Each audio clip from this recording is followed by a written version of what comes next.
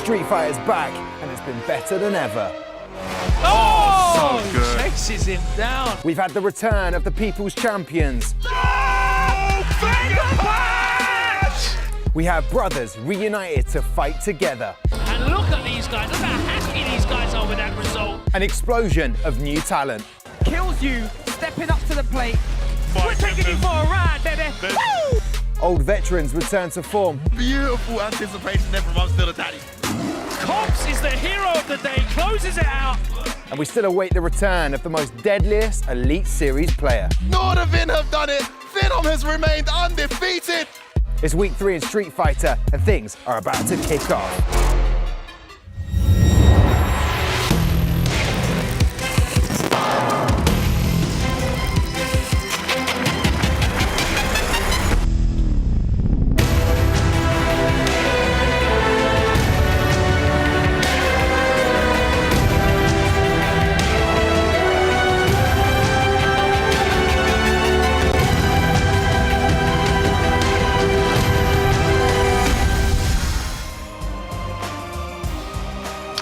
Hi there, how you doing? It's me, Tom Deacon. Welcome along to the Gfinity Elite Series delivered by Domino's. Nom nom, here I am in the Domino's den, just chilling, taking it easy. Because you know what? Every week I'm always like here, there, everywhere. They're making me run around, and I thought it's about to change. I'm chilling out here today. So this is where the show's going to be. Sorry, one second. Yeah, yes, I'm fully aware we're live. I can see the cameras here.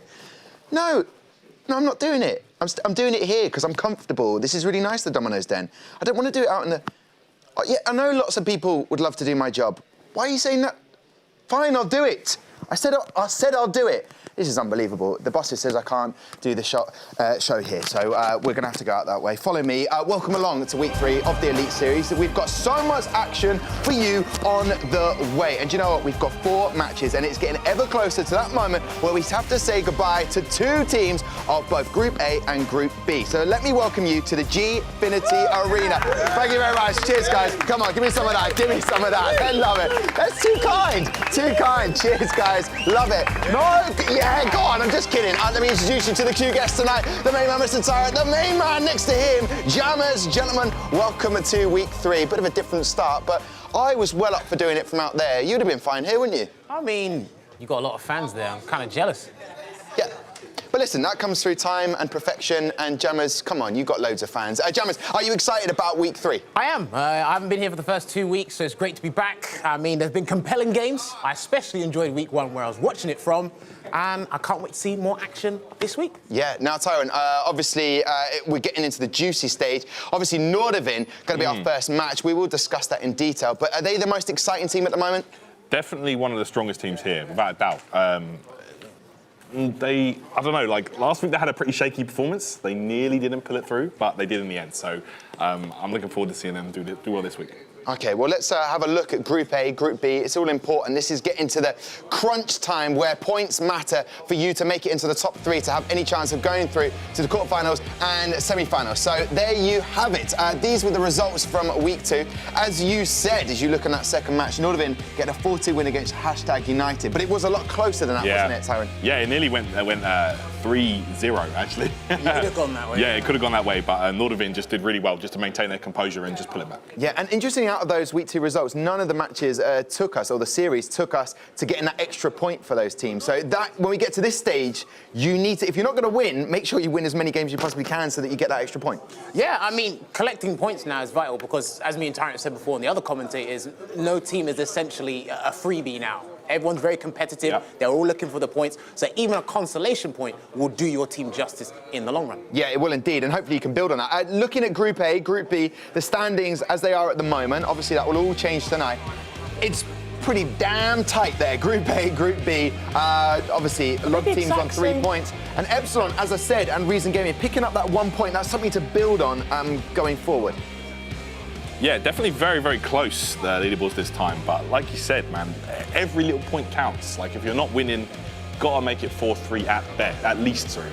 So. Yeah, and obviously there's no real shocks or surprise there because some of those teams have got the 3 points. And And obviously Reasoning Gaming and Epsilon have it all to do. So listen, gentlemen, that's how things currently stand. To bring you up to speed, guys, and what we've got in store tonight, LVP has all the info you need. Where you at, Lottie? I do indeed, Tom. You know it. I'm actually up at the touchscreen, but I'm not alone. I'm actually stood up here with two fine gentlemen. I've got the janitor and I've got Sengan. And the janitor, it's so lovely to have you back with us at the Elite Series. So welcome once again. And Sengan, I see you every day, pretty much, brother. Pleasure as always. But it is wonderful. Guys, let's get straight into it. Let's have a look what we have in store for today. So we've got Nordavin versus Epsilon. We've got Army versus Fnatic, Vitality versus Method, and Envy versus XL. Now, Sengan, I'm going to start with you here, mate, because which one of these has your eye? I think the tastiest matchup, looking at the sheet, is probably Team Envy versus XL esports there at the last one. So Season 1 champs versus Season 2 champs. Looking forward to see how that turns out. I'm excited. The battle of the bests. Yeah. Janitor, anything here that's really taking your fancy? I'd say the Asus Army up against Fnatic. You know, this is going to be a real test for them this time. They've come in. They're new to the Gfinity. They're new to the league. What are they going to do? What are they going to try and do against Fnatic, which is a very well established team right now? A question of mine also. Another thing I want to say is we have a couple of guys here that we want to watch throughout this this wonderful evening, because we've got Phenom, Kills You, I'm Still the Daddy, and Hurricane. These are the guys you want to keep your eye on. I'm going to start with Phenom here because he's a previous Elite Series champion. We haven't seen him play yet. Sengan, what can he bring to the table today? Well, I'm hoping he picks off where he left off, and that's not losing. He's never lost once here. He's cut his hair off, looking very stoic in this picture. So I'm expecting big things from Phenom, but we'll see what happens. They're going up against a team, the Mercs, that I think aren't really scared of anyone. So it'll be interesting. I don't know if you can hear us, but we're loving the lid, mate. Loving the lid. Janitor, which one of these fine gentlemen sort of takes your eye? Oh, well, for me, it's always going to be Hurricane. Hurricane is always a joy to watch. He is absolute chaos. He lives right up to his name, you know, just like that force of nature. Something's going to happen, and it's going to be absolutely hard to stop it. And that's what Hurricane brings to the table. So he's going to be exciting to watch, no matter what happens tonight. Well, we'll see what sort of number he brings to the Richter scale tonight. I'm very looking forward to that one. Guys, we want you to get involved at home as well. That's why you need to head over to @Gfinity Esports, because we're going to pop a poll up so you can tweet in and choose out of one of these fine contenders here for your most influential player of this evening. It's going to be amazing. I honestly, I couldn't really choose looking at these guys. We've got Kills You up here, a young gun, but he's golden at that as well. But it's not the only little thing I have for you to get involved in either, because we've got a little bit of a challenge here for Mr. TD. So, Tom, by trade, he's a comedian, funny bloke. Of course, you know, always is if you haven't noticed. Now, if he cracks a bad joke that completely bombs, 10 of you will be in the chance of winning a £20 Domino's UK voucher. Yep, you heard me right. All you have to do is go to our Twitter, go to the pinned tweet and type in, "I'm here for pizza, aren't we all?" Tom, mate, the joke's on you, literally. That's harsh. You've started in an odd fashion tonight, LVP. You've always been my sidekick, my ally, and now you've turned against me. There will be no jokes tonight. There'll be no free pizza for you. Right, let's time to kick things on our third set of games in Season 4. First up is a battle between two sides that on paper looks to be decidedly one-sided affair. The reigning champions of Nordavin continue the defense of their title as they face off against an Epsilon side in turmoil. There's no other way to say it. After back-to-back losses. Can they turn their fortunes round here? Stranger things have happened.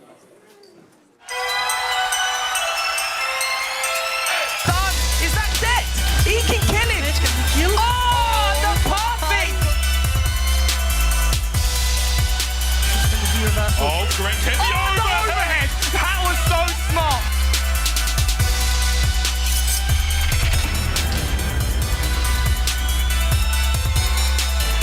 Right, so there you go. That's what's at stake. These guys can't wait to get into it. Gentlemen, let's chat about it, but let's start with Nordavin. Now, I did ask you, Tyrant, are they the team to watch out for? You said they're one of the strongest teams. However, not the most convincing win, but guess what? The man with the new lid is back. He's here. He's ready to play. Now, I was going to ask him, and I will do when he comes out, that he did look very kind of Nakali-like with that long hair. Now, what's he going for? He looks, I'd say, more scary now without all that hair. Yeah, look, he's even aware of it in the picture. He's like, where's it all gone? He's looking up like he doesn't know. Yeah, well, it's nice. So he's looking up and going, you know what, pizza if we win this tonight. That's a good one. Listen, it was a slightly nervy performance last week against #United. Should the performance of Momi be a bit of a concern? Well, perhaps. I mean, like you say, he had, he's a very, very strong player. Undoubtedly one of the best on the team. Maybe just had an off week, perhaps. There was a mirror match. That's never easy, though, is it? I'd give it an off day. Yeah. I'll put it down to an off day for sure. Well, like you say as well, Jammers, mirror match, anything can happen. Oh, that's like essentially your worst nightmare. Because, like I said, I've said this before, you're used to dishing out all the offense and knowing your character's ins and outs, but when it comes to defending against those prevalent tools, you just kind of capitulate and get really confused. So I really boiled it down to you had an off day last week. Now, I'm going to give you the credit for this because you'd been working with Salty Kid a while back, working on his Miko. The man looking very, very solid now. I mean, look, I can only take the horse to the water. Yeah. I can't force them to drink it. That's up to them where they go. But you keep taking horse after horse down there, though, John. I mean, look, people want to learn Miko and they want to embrace the destruction. So I'm like, look, I'm the Miko guru. I'll show you the tools, cause havoc. And when I'm at home watching this destruction, I'm just there eating my grapes and my job's done. You are exceptional, and it's working. It is working with Miko. I want to quickly touch on Phenom. The man has played 10 games in the Elite Series. He's won pretty much all of them. He's got a round win percentage of 87.8%. Wow. When you bring someone with that caliber back into the team, that must boost Momi, it must boost Salty Kid even to the next level. That he's been solid, but it takes everyone up another notch, doesn't it? He's probably the biggest safety net I've ever seen in a fighting game in terms of a team sport. He's just super efficient, best Nakali in the world. Just gets the job done. You can't put it any simpler than that. How do you beat him? Because actually, I'm going to bring this up because I saw on your Twitter, your tweets. You took him on, you beat him in one round, you went, that's it, end the game, connection. Listen, man, anything can happen. I would have won and done him if I were you. I know, I definitely got destroyed the next 2 games after that by him, but anything can happen online, man. So what is it that it takes to win? Because this, if we look at this Epsilon lineup, have they got enough in there to get that win over main man? They've definitely got the tools to do so. I feel like they have a good character variety. They're all very solid player, but I think the thing this team is lacking is the synergy. Like, they don't work as a unit. Yeah, I concur with Tyron on that one. I don't see enough synergy or communication happening. Like, just look at the two. They're complete different sides of the coin. Look at Nordovin. Every win, they're together. You know, they're talking things over. Epsilon, on the other hand, it just feels like they're all on different pages. And look, whoever's fighting Phenom, you are probably not going to outsmart him. You're going to have to be counterintuitive or really pull a rabbit out of the hat absolutely. to catch him off guard. And even then, like you said, even when you're playing him, he adapts. He's super fast, quick. Efficient, adapts to what you're doing. I can't even remember, if my memory serves me correctly, wasn't Epsilon the only team to beat Nordovin last season? But this is when their main team wasn't there. I would love to have that knowledge right now, but you know, it's all about season 4. Jammers, it's all about season 4. However, last week, and I want to bring this joke of an act. Well, exactly. I was going to talk about it. No one's safe. No one's safe here. A devastating 4-1 loss to ASOS Rogue Army last week. You're watching the footage right now, and it included the infamous taunt by Nasty. Look, wait for it. I promise you. Wait for it. There it is. Look, do you know what, right? That is probably the most embarrassing thing of this century. I don't care what it is you're doing. I was just literally at my screen cussing. Why would you go and do that? I couldn't believe I wasn't even here last week, but when I saw that, I could not. That's embarrassing. I couldn't believe it. No one can believe it, but it happened. He's now at Red Bull Kumite. Good timing for him to take a break. I hope he didn't taunt there either. You know what I mean? On the roster, is that true? And also, more importantly, Gunslinger got that win, and that was a beautiful cradle celebration. He's back again, and he's got the experience. But can they recover their season after that sort of loss? Against Nordovin, it's going to be tough. They're going to have to work super hard, but it's not impossible. Oh yeah, it's never impossible. Yeah. Very difficult task. Like Terrence said, they've got the tools to do so, but it's just how ravenous are you now? Yeah. Do you really want to qualify for the playoffs, or are you just happy saying, oh, okay, it's just Nordovin, another week. Let's hope for the best. Hang on 1 second. It's coming to me. I'm pretty sure season 3 of Vitality were the only team. Vitality, okay. Thanks for that information. No. They didn't come from anywhere else. It was in your head. Yeah, you remembered? There was a little Tom Deacon. He was moving around files and he found it. He was like, Vitality. Tell Jammers. He'll love that. Good. Okay, so there you go. I mean, what do we need to look out for here in this situation? Do you think with that squad, you said synergy, but do you think they've got enough to beat Nordovin tonight? Oh, that's really difficult. I would like to see a completely different Epsilon here. I'd like to see them huddling around, talking things over, talking the matchup, and hopefully working together to try and beat the force that is Nordovin. They need the points. Okay, well that is... They need to do something. Yeah. They need to deliver. They need to deliver. There are 2 players to watch, 1 player from each team I'd like to focus on, Phenom and Gunslinger. Now, stats are in front of them. Game win percentage, I mean, obviously, you just... How can anyone... 100%, you know. Do you know what's hilarious? Can you imagine the football? This is like Phenom winning 1-0. Yeah. Where the other team has had 50 shots on target, 87% possession, and Phenom's only had 2% and 1 shot and it scored. That's what the ratio looks like to me. That is an incredible. But to be fair, I reckon add another 15 matches to Phenom. He's bound to lose 1, isn't he? Because I mean, Gunslinger's been here since season 1.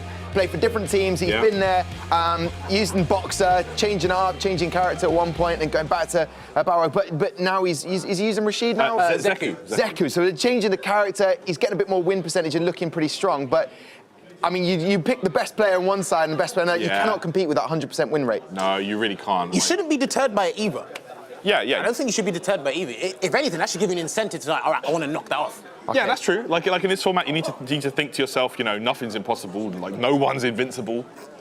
It's a first-to-one format, and I'm going to do my best to take you down. He's going up against the undisputed player. Well, listen, Phenom, so. they are the top dogs. I'm going to refer to them as that. For Nordovin, we have Phenom, Momi, and Salty Kid. Please welcome them to the arena. The moment is here, and you better stand up. It's time.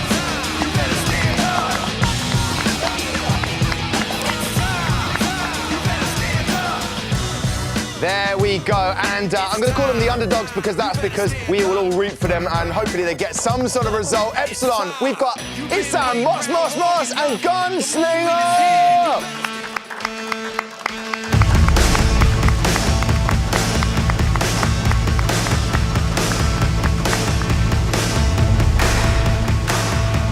So, gentlemen, here we are, the return of Nordovin. So much to talk about.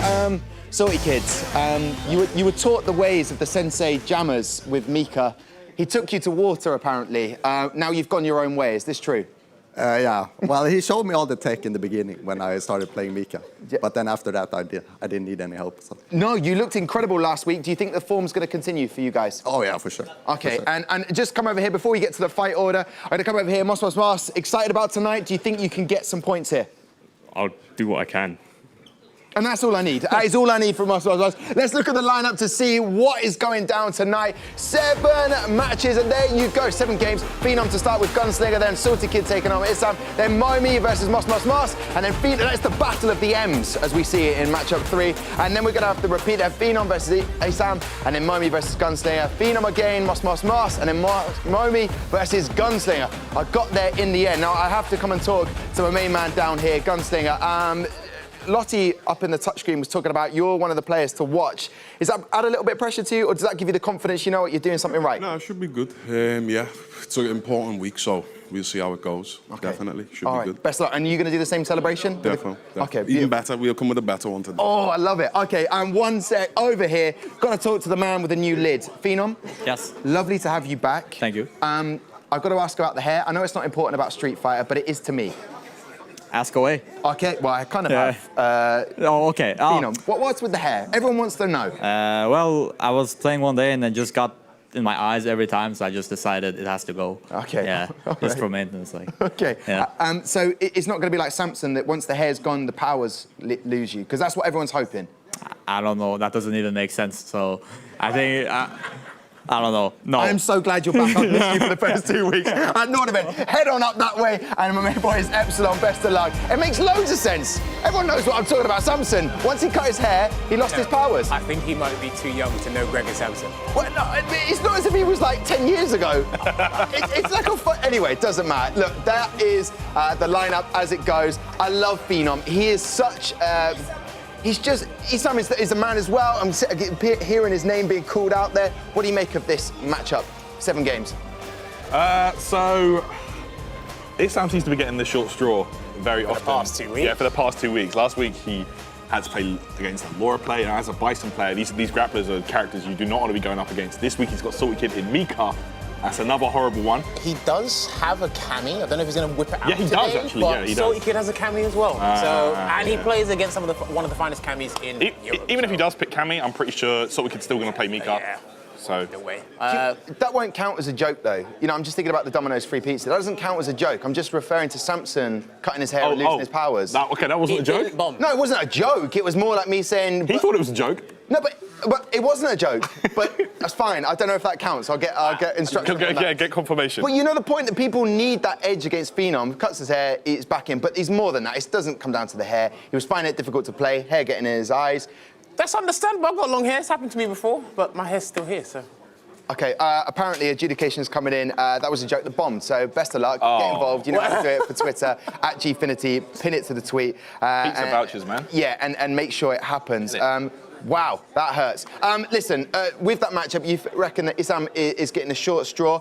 What do you think about Gunslinger? We needed to lean on him for his experience.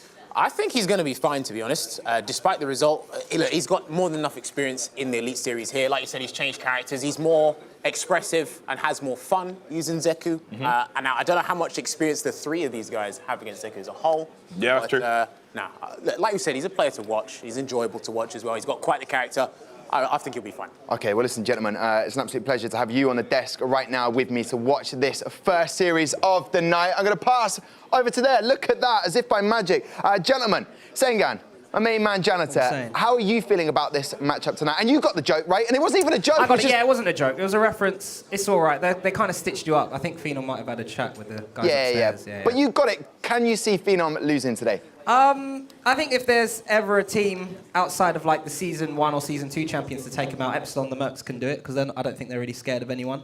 But they've had a bit of a shuffle up, so we'll have to see. Jenna, what are you saying? It's good to see you today, bro. Yeah, man, it's good to be here. And yeah, you're right. This team definitely does have a chance to take down Phenom. We've got Gunslinger right there, the higher gun here. If anyone can do it on this team, I believe it's going to be Gunslinger. You know, he's got the tools to do it. He's been around for a long time. He's played a lot of games. He can do this. Yeah, the only thing that worries me about Epsilon is their game plan. If they get taken outside their game plan, can they adapt? Yeah. Because I think Nordvin are pretty strong at that, and they've proven that last season.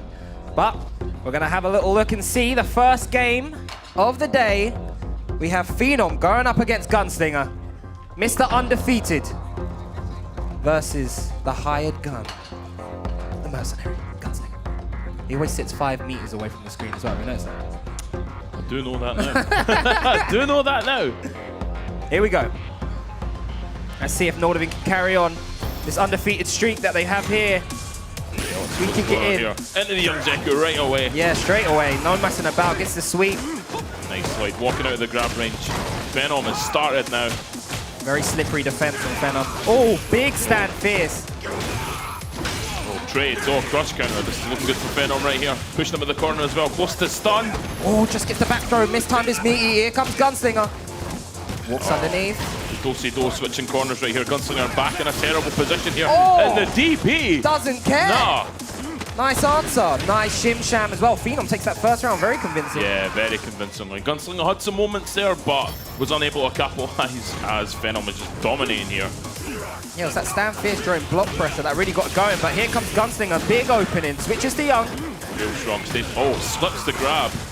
Phenom starting off here. Yeah, that double throw. Gunslinger wasn't ready for it. No anti-air again. Forced to use V-reversal. Still backed off the corner. Oh. Tries to jump off. No escape though. Phenom says stay there. Yeah, he was ready. Again, another jump in. Gunslinger just eating all of this pressure. Phenom piling it on. Gets the sweep. Oh, this could be it. Neutral jump once again. Phenom back on the pressure here. Gunslinger really covering up here. Needs to do something miraculous. Goes in again. -2. Presses. Does Phenom. Oh, big crush counter. No, he misses his combo. He had a chance to seal it away. Another jump, interruption. Oh, this one's back. EX takes him to the corner. What's he got here, Janta? To set up here. Oh, keeps him in the corner. Throws him once again. Neutral jump. The What? jump Nice. back again. Steals, throw. He's in chip out. Another grab. Dash up throw. Give him another one. Yeah. Give him another one. Very nice there for Phenom to take that first game. Just every single time on knockdown held up, and Gunslinger had no answer for it. No, he did not. Phenom just being really slippery there. Yeah, it was quite good. Again, that's what we were talking about, the adaptability of Nordvin compared to Epsilon. When Epsilon was in similar situations, wasn't much happening. Gunslinger really needs to bring it back in for the next game, I think. And here we see some analysis of that first round. He managed to get himself back in the corner. Did all right to fight away from the stun here, and then just that answer for that V-trigger.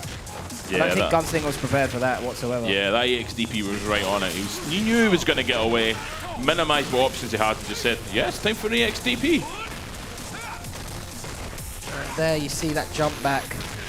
Gets a throw, dash up, and you're so scared there because he gets a meaty.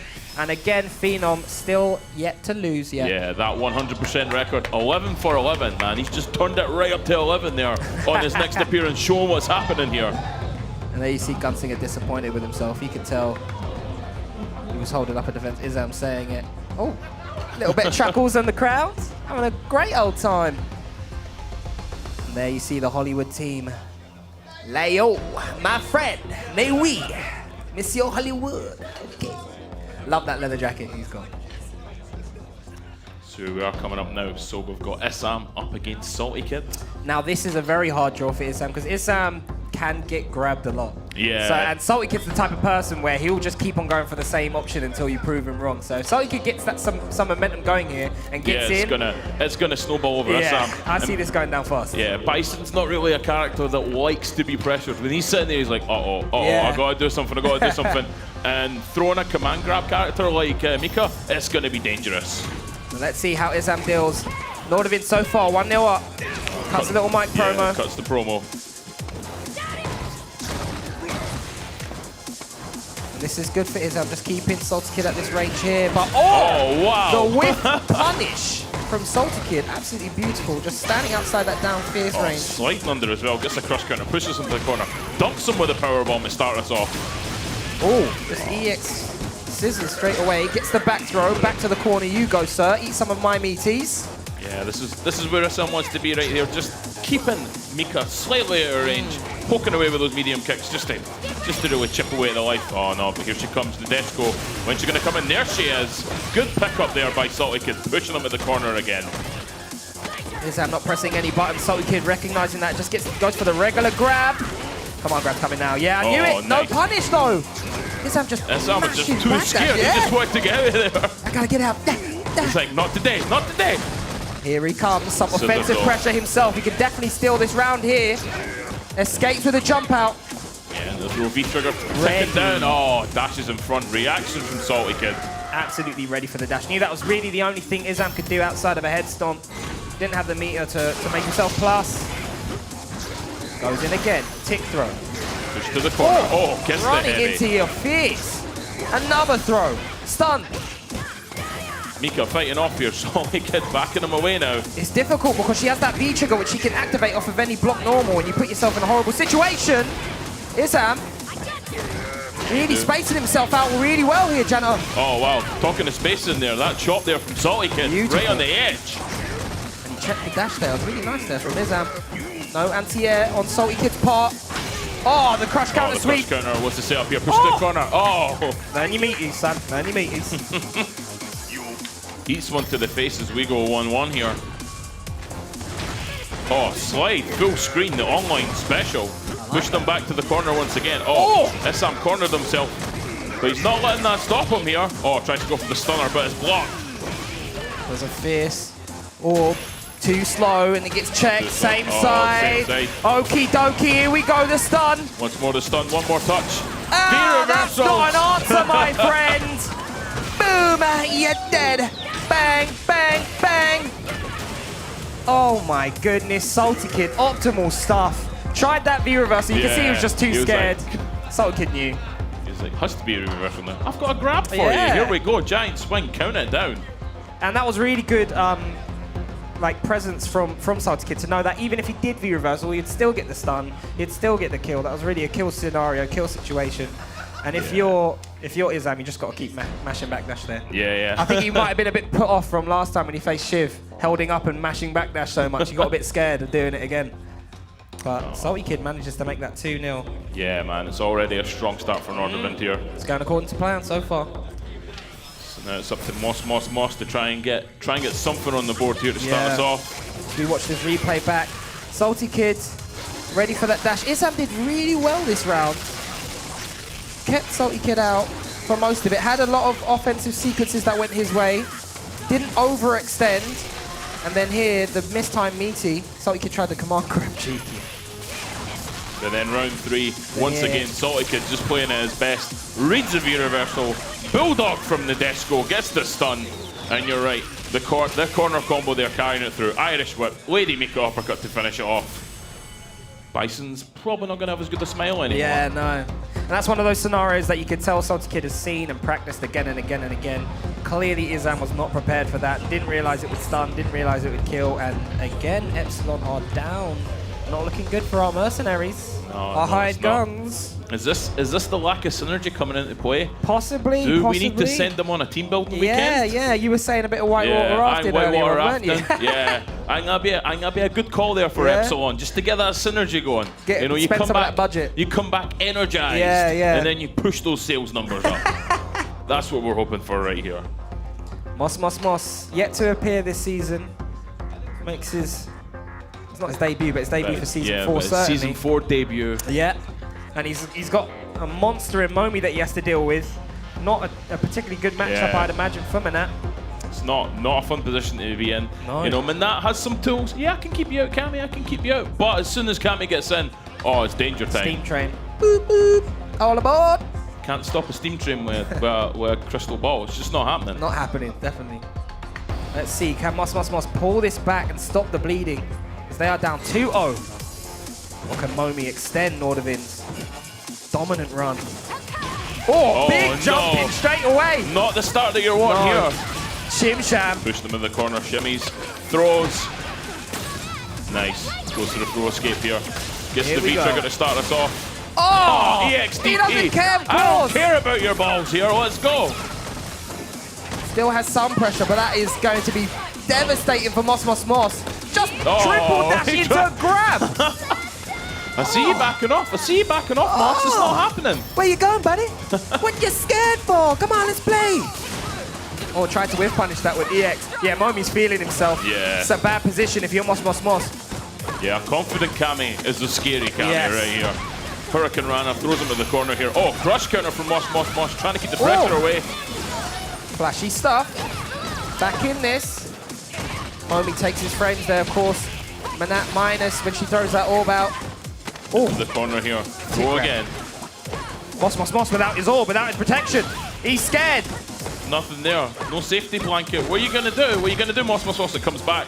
Brings it back. And now he can activate V-Trigger. If Momi will just let him, he does. Has to be careful of that critical art, though. I can feel it coming, Janelle. Coming in, yeah. Yeah, soon. Just those two flying away. They were done for the day. Yeah. Clocked off. We'll see you later, Moss. Chases it down. No critical art finish. Oh, no. Could he live to regret this? Doesn't matter. It's fine. EX I got a dive kick. Why am I worried? I'm not worried. Salty Kick giggling away there. He's happy as his team pull up 3-0. This is looking pretty bleak. Yeah, this isn't looking good. This isn't what Epsilon wanted today. They could have looked into that crystal ball. I don't think they would have seen this as the outcome. No. Moss just got absolutely bullied. Look at that. Didn't even need it. Chase. What? The chase. The chase down. And that was that steam train that we were talking about. Full head of steam. Woo! Coming right into the station here. What are we going to see? EX dive. And there you could see both of them were buffering, walking forward. You could see they both had critical art. Momi made him scared to press anything because of that critical art, and then just like, you know what? I'm just going to jump in EX dive kick. What's he going to do? What's the worst that could happen? What are you going to do? Yeah. Pressure's on you, buddy.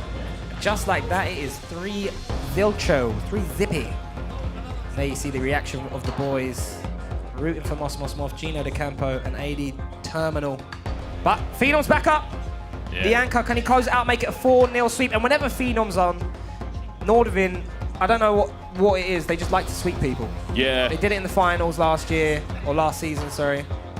I mean, that's it though. That's what Nordavind do. When they have Phenom on the team, it just facilitates the sweep, you know. We'll open with a Phenom, and we'll close with a Phenom. You know, if you can take a game in between, good job, buddy. Fine. Yeah, good well job, done. buddy. Yeah. You've still got to be Phenom. That gold star. Yeah, come on, well done. And it's Izam having to close it out. Trying to fight for his team survival here. Yeah, man. And I tell you what, Izam, hate to break it to you, but he's got a command grab, doesn't it? Yeah. It's got one of them things you don't like. Yes. One of those things that scares you. And if I'm Phenom, I'm up 3-0. I'm command grabbing every time. Yeah, I'm like, it's party time. Yeah, like, yeah. I'm grabbing left, I'm grabbing right, I'm just grabbing everyone. We're going for the fences here, grabbing everything. Why not? Or will he play it safe? Will he want to keep his undefeated run intact? Either or. Does he have that much pride? He doesn't want to lose ever on the Elite Series. Will we see Phenom lose? Izam, will he be the first? 3-0, he's got everything to prove to keep his team Epsilon in it and in with a chance of qualifying for that trophy at the end. Yeah, I mean, this is already, they're staring down no points. Yeah, man. Il point. Phenom here, just chilling backward, you know, playing with that slow walk speed that Bison has, just throwing out some V skills like, yeah, watch your toes, man, watch your toes. Yeah, and Izam no answer for it. No, oh, big knee to start him off though. Playing a slow pace game, puts himself in a -1 situation. Phenom takes his frames, EX! Gets the hit, pushes it back and catches the jump. Nice there from Izam, meets him in the air though. Nice juggle. Oh, the sweep! Spaced so well here. Yeah, pushes him off here. Get away from me, don't grab me.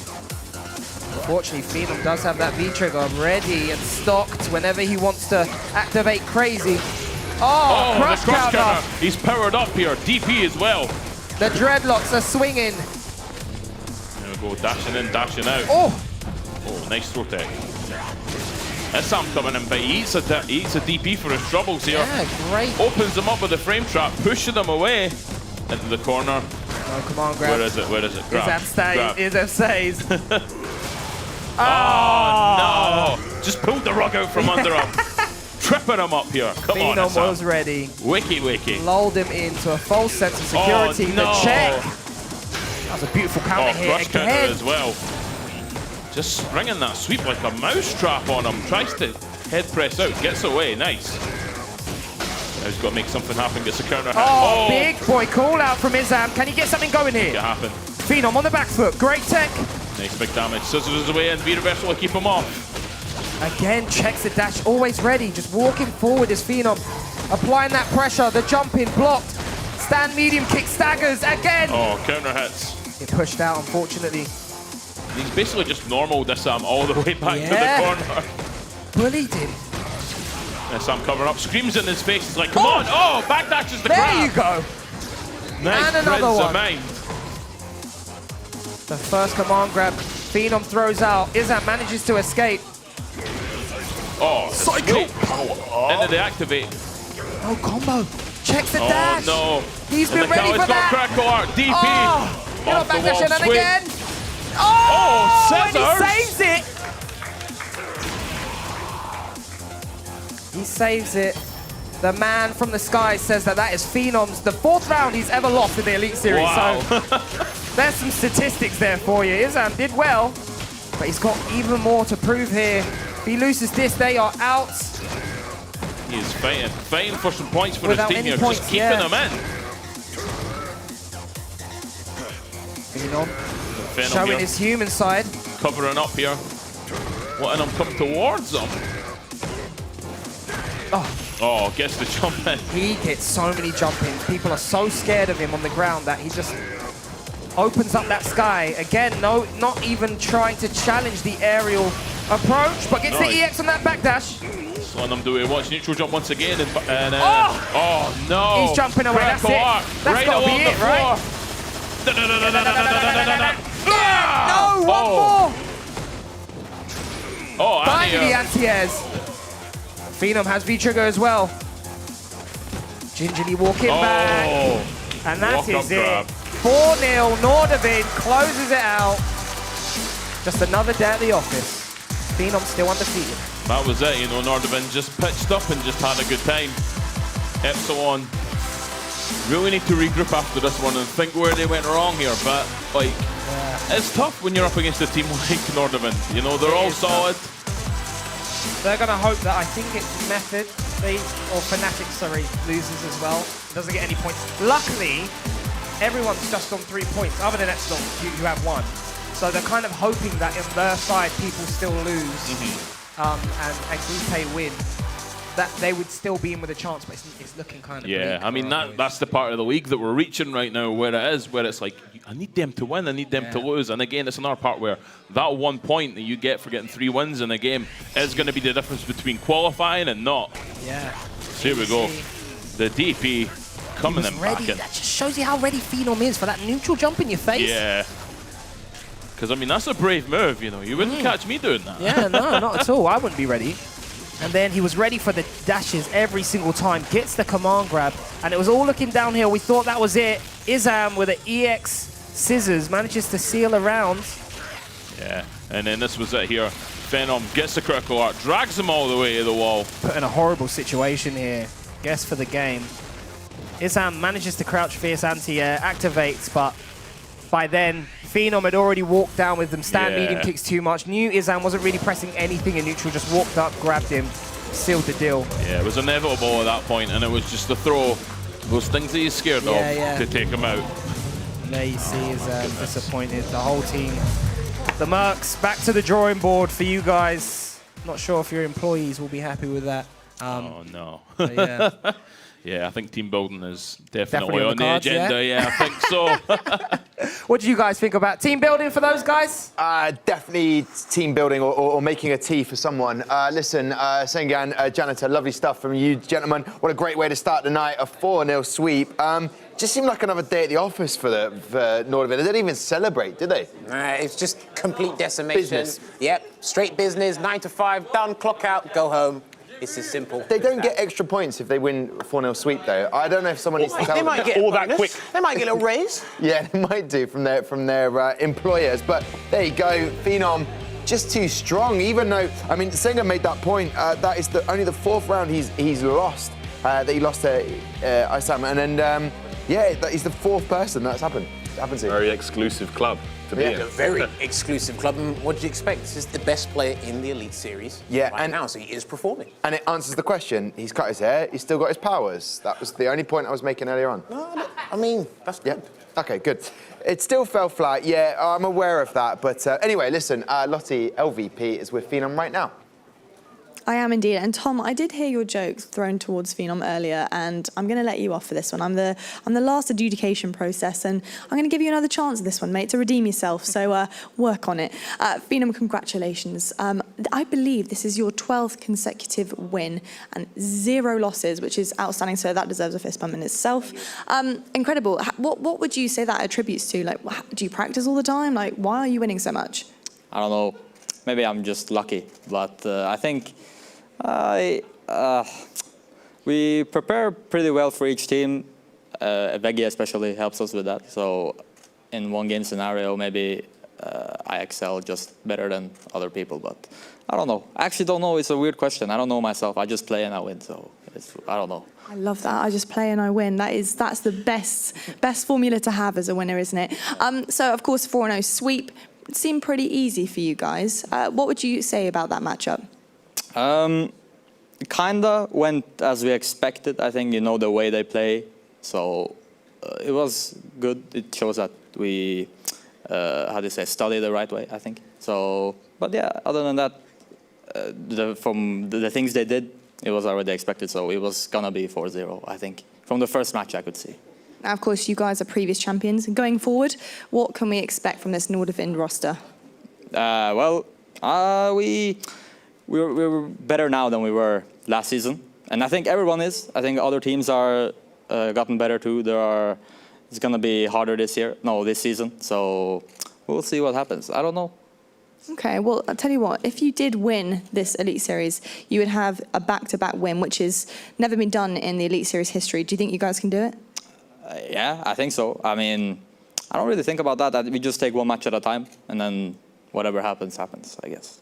I like that. A little bit of an insight into the brain of a champion. Phenom, thank you so much for your time. Tom, throwing it back down to you. Cool, yeah, sure. I prefer him with longer hair, just FYI. He was more fun last year, I'll be honest with you, but he is deadly, he is serious, he is not mucking around. And there you go, they're undefeated again. Nordivind, will anyone step up to them? Phenom in that last round against Isam was pretty deadly, wasn't it? It looked like the more Isam tried to slow down the pace, as Bison does, the more momentum Phenom got. Like, yeah. Like, Isam made some fantastic reads in that second round, managed to pull it back. But Phenom was just too good. Like, you just Phenom was 2 steps ahead and ready for every scenario. Like, all right, if you're going to slow it down, I'll match your pace. Even slower. Yeah, Nikali can change the pace of the match at any point he wants. So it's very scary when Phenom was saying, and I was enjoying that interview with him because he was saying, look, they did everything we thought they would do. He doesn't think that what I'm trying to say is from season 3 they could have rested a little bit because he knew that everyone would improve, but they had to improve and they've done that, which is dangerous. How do you think the top players stay at the top? I know. People under them are trying to level up. Well, they got to keep leveling up to maintain their top place. And I think that's what's worrying for me for season 4 of the Elite Series is they've gone another level. So how do people match that? Yeah, it's one thing getting to the top of the mountain, but it's the next step is to stay there. I'll tell stay you strong. what they need. They need a coach like Veggie. Okay. So big shouts to Veggie helping that team. Well, there you go. He's there. Managing them. Yeah. He's and of course, there. having strong players like Soul Kid and Mummy by your side. Yeah. What could go wrong? Would you like to see the power of Phenom up close, if you can even get that close? Because they probably have gone, out now and they probably left the arena. They're probably heading home. If you do want to catch them quickly, maybe for a cheeky selfie or just to watch the impressive Street Fighter player they have, then you can come down here for free. Go to gfinityesports.com/tickets. Tickets are free. You can come down here and hang out with all of us. Right then, let's look back at match 1 from tonight. Not a huge amount to look back at. It was a 4-0 clean sweep. Wowzers, Northern taking on Epsilon. We knew that Epsilon needed to get back to winning ways somehow. Unfortunately, Gunslinger wasn't able to do it against Phenom. Then we went to Salty Kid versus Isam. It wasn't any better for Isam there. Not a best matchup there with character bases. And then Momi versus Mas. Well, that was a bit predictable as well. And then we went down to the final match, Phenom. Just another day at the office. They've clocked in, they've clocked out, and now they've got 3 more points. Right, one of the most beautiful things about the fighting game scene is the tight-knit community that surrounds games like Street Fighter. At the heart of that, there are events known as locals. We wanted to find out a bit more about this unique aspect of the FGC and sent Lottie Van Praag to investigate.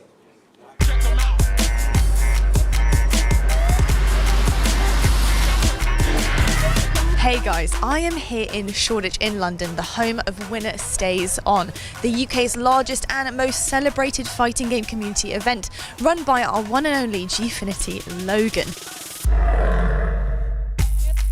The perfect competitive experience is offline in person, which means having a location to go and compete offline is really important. What offline experience does is it kind of helps you understand how to play under pressure, trying to keep composed. There's so many different things you can learn from this. I think a really important factor to remember is anyone can play anyone here. So you can get your average Joe going up against our Evo champion Problem X. Everyone has a chance. Even if you went 0-2, you can go, I learned something and I'll come back next time stronger.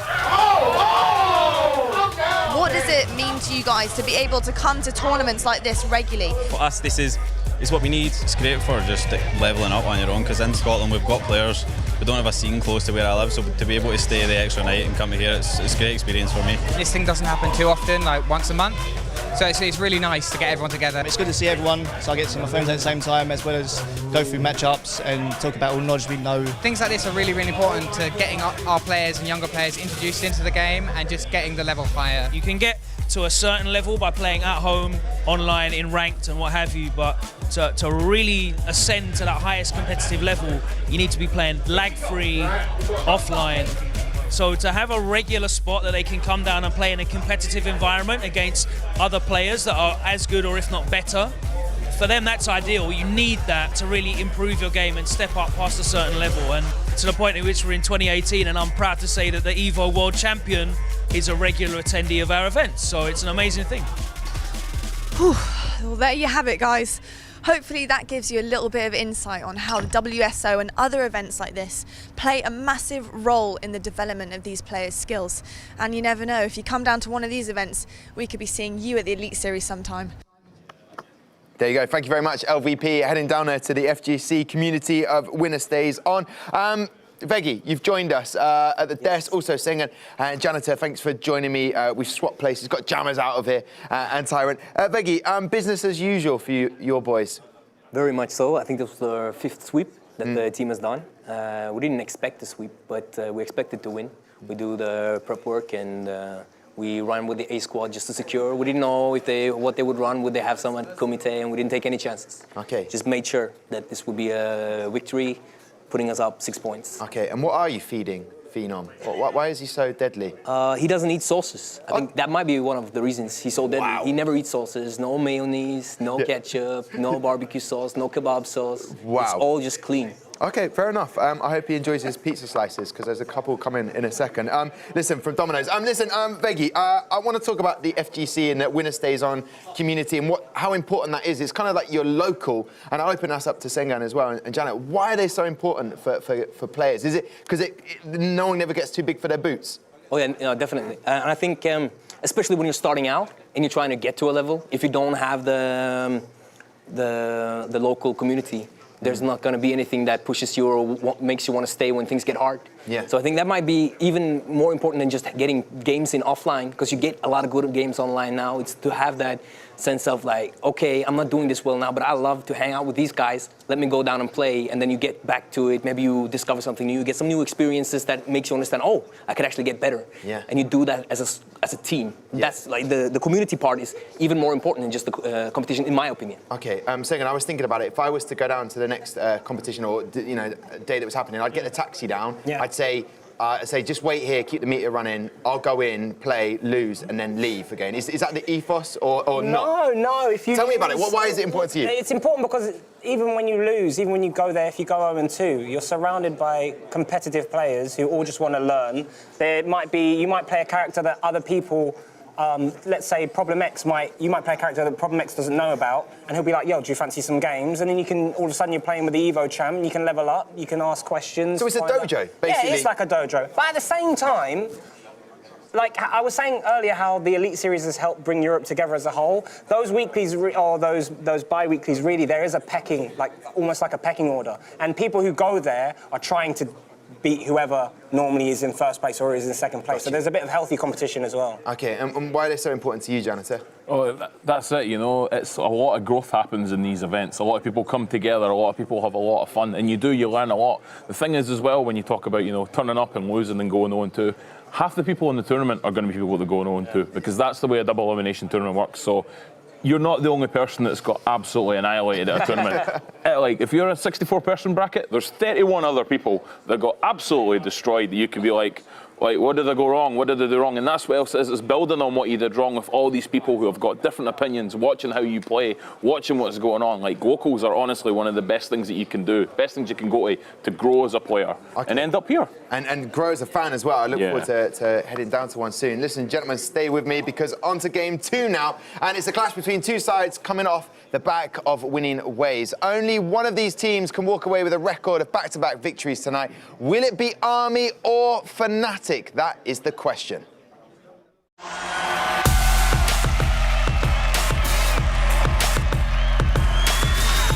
the crackdown, that's it! You're dead! Kills you, stepping up to the plate. Nice now. Oh, what are you doing? What are you doing? Trigger run out. Oh, he gets counter hit on Wake Up. Cops is the hero of the day.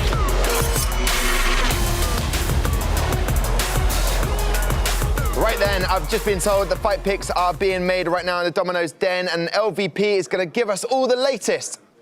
I am indeed, Tom. So I am down here right now. I'm watching Fnatic and Army be very tactical about their player picks this evening. They're just discussing behind me, and I did hear that they actually have chosen Killzoo and Comps to play each other 3 times. That is right. We are seeing Killzoo and Comps playing 3 times. I'm very interested in this because obviously Killzoo, he's come up through the ranks, he's very young, very talented, but also debuted with 3 games, did pretty well. I was pretty impressed with it, but I don't know how he's going to fare against a long-lived legend like Comps. Now we have seen Comps have a difficult Elite Series journey so far, but I believe in him and I believe he can do it, but we'll just see how good this young gun really is. So I don't know. I don't know what the rest of the picks are going to be for these guys, but I'm pretty sure you'll find out. Tom, I can't wait to get into this. Please, let's get it started. Thank you very much, Lottie. So there you go. That's where, if you saw the beginning of the show, Vega, I don't think you saw it, I was just chilling out in the Domino's den and I had to come out here and work. But I appreciate you coming to be here as well. Listen, gentlemen, let's look at the ASOS ROG Army lineup. They had a beautiful win against Epsilon last week and looked like this is the team that could do very well. Comp's having a great time. Jones Arcade, Chivs. What do you make of that lineup? Me? I think that this match will be decided on the picks that they do. Because you have some hard counters and some good matchups. And especially ASOS ROG, they're more like versatile, the characters. So if they get what they want, they'll have a huge advantage, not just because they're good players, but because they also have the advantageous matchups. So depending on how the picks went, that's how you will decide this match, I think. Okay, Sengen, Comps. Back to winning ways. He looks very, very strong, even when he had an outstanding shutout. Should they shift more from like Shiv maybe perhaps, because he had 3 games that he lost last week. You're trying to keep that roster strong and fresh. More of Comps, less of Shivs. Is that maybe an option for them? Well, I think Shiv's the captain, so I think it's down to him who goes out. I think Shivs is smart enough to know that Comps and Jones are probably the stronger people on the team. So, but then, as Veggie said, it comes down to those picks. So maybe if the captain, he could just step back a little bit and go, I know how to play this tactically. He could, but another good thing, like Veggie was saying, is the fact that Atrosh and Brick are two, their characters are very slow SPD type characters. So maybe Shiv would put himself up more because he thinks I've got a character like Manat that can play keep out. It's all dependent on how much prep work they've done and where their mind's at. So it'll be interesting, to say the least. Okay, Janitor, not an easy one, this one. Fnatic were in the final last season, Season 3 of the Elite Series, delivered by Dominos. That roster, few changes there. Kills You comes in, you got Atrosh, you got Brick as well. What have you made of this lineup? Well, see, I already like the lineup here because Atrosh and Brick are bringing 2 big boy characters, and I just love the big bodies getting in and doing some damage. But as has been said, ROG have got a very versatile team in this game. They can play a lot of keep out if they feel like it, and they're really going to make Atrosh and Brick struggle. It's going to be up to Killju in those conf games to really swing it for them. I think that's how it's going to go. Because that's really interesting. LVP said he's going to be crucial for them. That's Kills You in this fixture. What do you make of Shax not being there and no Akainu either? That they're away. It's not the strongest the roster could be. 100%. I think for Army, they're looking at maybe this is the time we can take Fnatic out clean. They're not as strong as they could be. Maybe for Fnatic, they think this is the time we can step up to the plate. We saw that happen last season. I forgot what team did it, but I think it might have been Epsilon, where all of the main squad was away, and the B side just stepped up and won, and everyone was really shocked. So they can't be overlooking Fnatic's players, because they've got some very strong players there. Yeah. I'd be interested to see who angered Atrosh, because he was looking very angry in that picture. He was indeed, yeah. Why are you so angry? Why? Why? I don't know. Maybe because he had to make the picks. Maybe he's like, I don't want to do the picks. Becky, Shax, he is a dangerous player. You played him in the final last year. I don't want you to give away too many secrets. There is a tweet at the moment that you can see of Shax on way to Paris for Red Bull Kumite, last chance qualifier. I'll try my best to qualify. And I also like he's persisting with that beard, and I like it and I respect that. So keep going, Shax. Don't give up. How did you prepare for Fnatic and a player like Shax? Don't give too much away. I don't want to give too much away. But all I can say is that we don't use Capcom Fighters Network almost at all to prepare. Because, as I said in the last round, that there's too many variables that they don't consider. So using it would be mostly to see if they have something new to bring to the table, new setups, if they have something that they have shown in ranked match maybe. But to use it to devise a strategy is very risky because they play so different. We looked at tournament footage and we tried to well, I don't want to kind of I know, you're the secrets. He's done well. He's done well to fight you off there. No, it wasn't really fun. I was just seeing where he'd go, and he was like, actually, I've decided, no. You're not getting it? I'm not getting it. All right, okay. Maybe by the end of the show. Stick around, guys. Listen, I want to welcome the teams out. Let's start with Army after their impressive win last week. Please welcome Shivs, Jones Arcade, and Cobbs.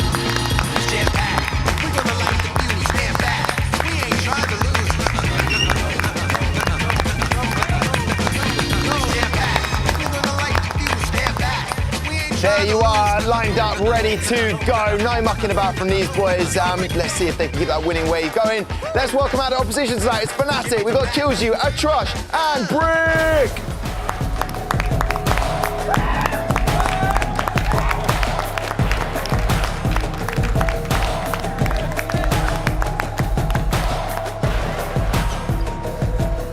So, welcome over here, welcome, great to see you back, Comps. I've got to say, Phenom's lost his hair, you're growing hair, what's happening? Is this going to add to the firepower of Comps? I've always had hair. Like, no, I know, but it's just... Yes, it will. Let's just say it will. So, honestly, people want this free pizza, so I have to keep cracking various sort of interesting things. I need pizza now, to be honest. Yeah, listen, how do you feel about this? It was a great win last week. Ready for the next team up? Yeah, definitely. I think coming off of a win definitely boosts some morale, so we're going in like confident, yeah. Okay, listen, best luck tonight. Head over this way. Brick, for some reason you were calling me Tommy backstage. You trying to get inside my head? What's going on?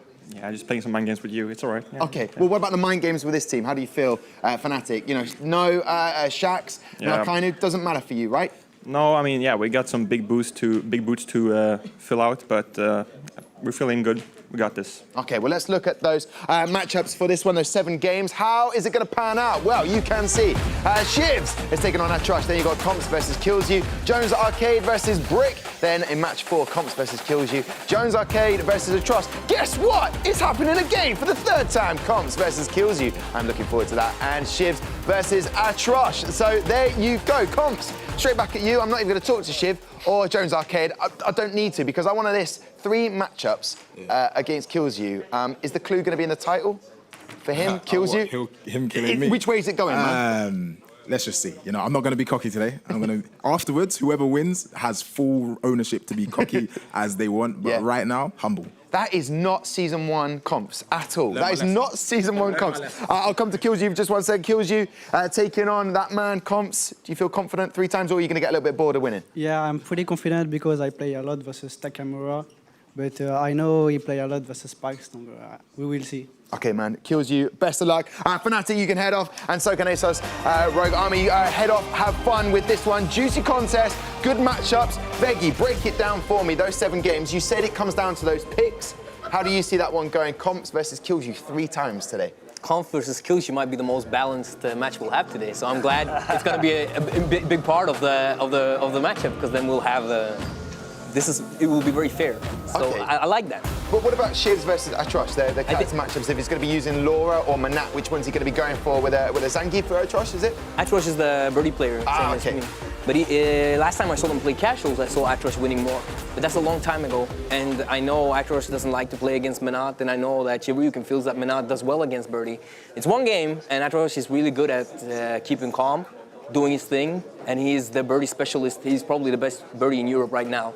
So if anyone can beat Manat, it will be him. But this is the match that I would want if I was Asus Rug. Okay. This is the roster I would like to have. So you feel a bit more you're swinging.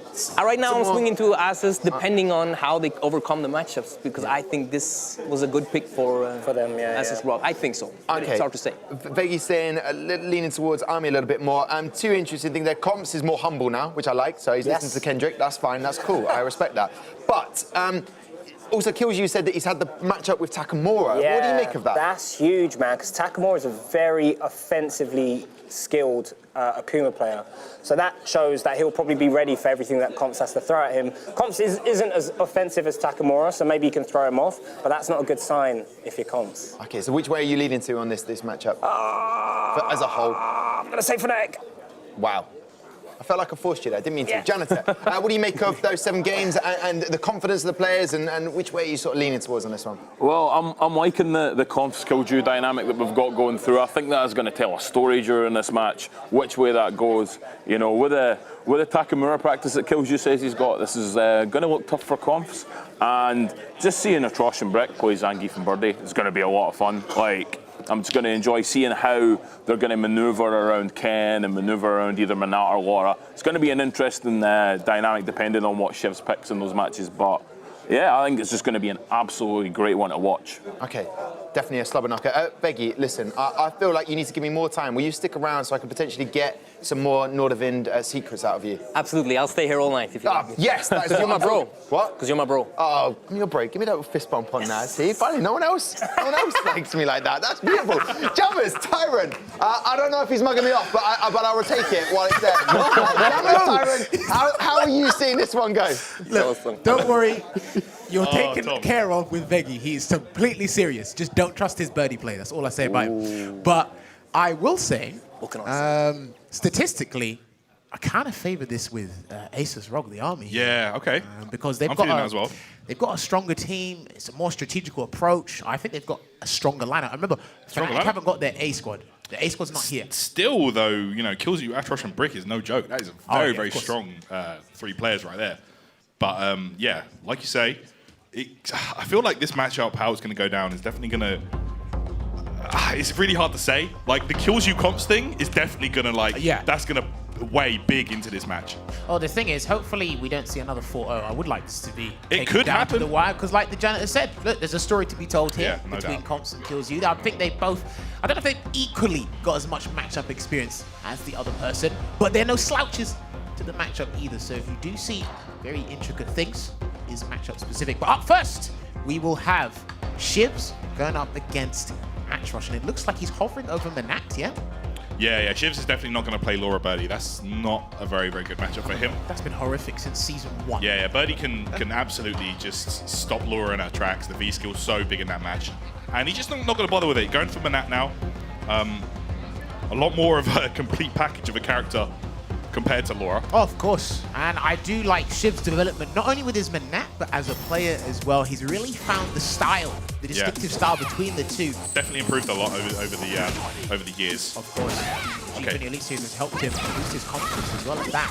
Off to a good start here right now, taking off 20% of his health. Yep. Birdie. Stab this. Aiming at your toes.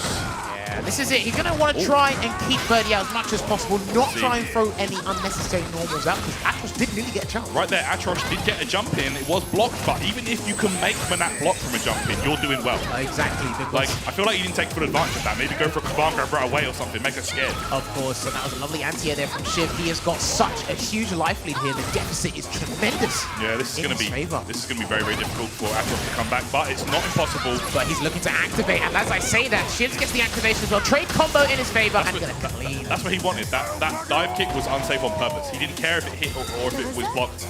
Those orbs were going to back him up no matter what. And that's one of the things, the tool set that V-Trigger 1 offers. That's why it's so powerful. The utility behind it is so amazing, so versatile. So, I think that the only punish Shiv can use for the block kicks full head is the super, in fact. He did have it, but he didn't use it. He wants to use his resources for other means, which I fully respect. I can respect that. But that can't be Atrosh's go-to thing here. He needs to try and force his way in. But like I said, as soon as he gets him to block or knock Shiv down, it's a trouble. Crush counter. Yep, guaranteed combo right there from Birdie. Dash up, medium punch. Straight to the corner, the V-Trigger activation off a stand medium punch here. Gonna go for a full extension here, Shiv. Don't have a reset's coming yet, trying to bait a throw. No dice. Yeah, he went for the reset. He fell for the ball, Revenger. He landed into it. Now he's going to want to activate, but he needs to be careful because that super is locked and loaded. Right, here we go. This is it. Can he win the round off of this? He tried to go for a throw bait there, Atrosh. No dice there, no bait. Yep, Shiv staying solid. Very careful, yet he's very attentive towards not overextended. But what a jump in from Atrosh. Using that jab as well. Good option there. Wouldn't have got enough hit stun for anything else off that medium kick. That's true, and I actually don't think he was confident that the jump medium kick was going to hit. That's probably why the jab came out first. He got the round nevertheless. Yep, good play. So Atrosh, using that armor, but does take a lot of great damage, and there you can see it coming off. Rush counter there. Manat will capitalize with that to the fullest. That stand hard punch so potent in the neutral. Oh, and of course that orb will lose their hitbox if she gets hit while it's retracting. And he walks into the hanging chain. Dash up there, no need to sit up there.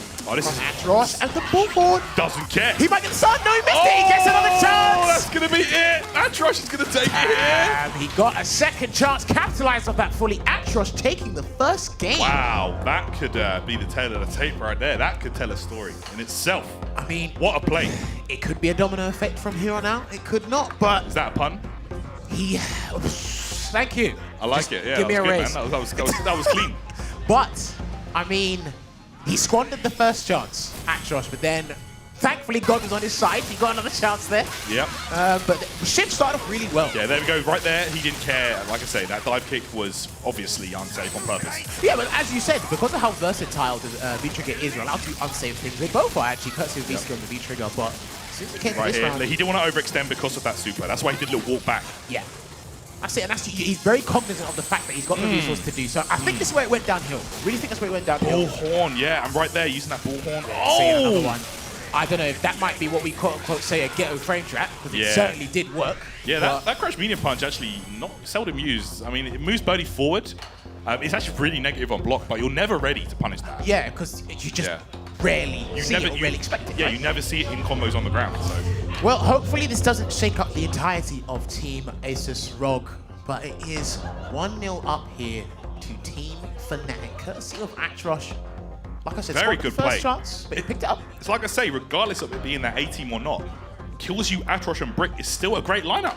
It is. And Fnatic has they've got more than enough capable players on their team. Exactly, and that's what I like about their squad. But I also like the depth and versatility of the Asus squad as well. But up next, we are going to have the first of the potential 3, the treble of Conks going up against Kills You, Akuma going up against Karen here. Like I said, these two are no slouches to the matchup. It's just more so who can express themselves and who can illustrate their knowledge of the matchup more so. And adjust to the play styles as well. Yep, it's like, to echo what Sengan said earlier, Kills You says he's had a lot of practice versus Takamura, but, Comp's a very more reserved style. He's got a very different approach, and I do respect the approach that he has developed as a player over time. Exactly, and on the other side of the coin, Comps plays with Pax. He's, the strongest Karen in Europe, so... Well, let's see how this goes. The opening of a potential 3 starts off here.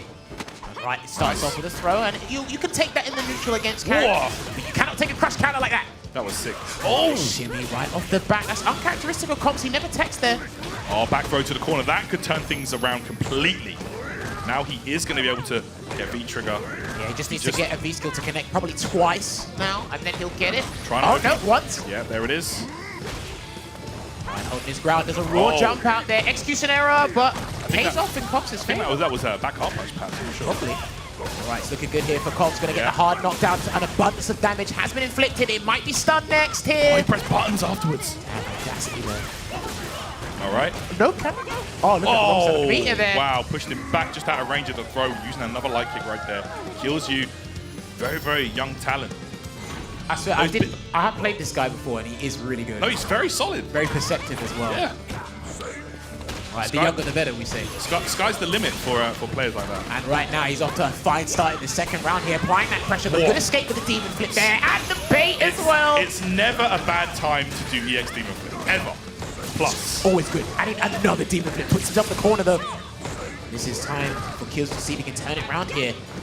Okay. Standing like kick. I like that, just getting out of range. Oh, back throw to the corner again, and likewise, just like that first round, this could turn things around. The delay. Okay. What did Kills You try and press? Yeah, Kills You does have a few bad habits. I've noticed when he gets put to the corner, he does jump back in the corner a lot. But it did say counter hit when he done the sad might have hard pressed punch the button, target combo. Yeah, if he went for a reversal there, that would have been all right, but got counter hit. Final round here. The first game, Meaty crouching fierce, taking it down, misses the flip. I think he did a bit too early. He was still in the wake-up frames. And he's got a substantial life lead here, Cogs, so he doesn't have to overextend. You see the freeze frame mess up his combo? That's really unfortunate for Cogs.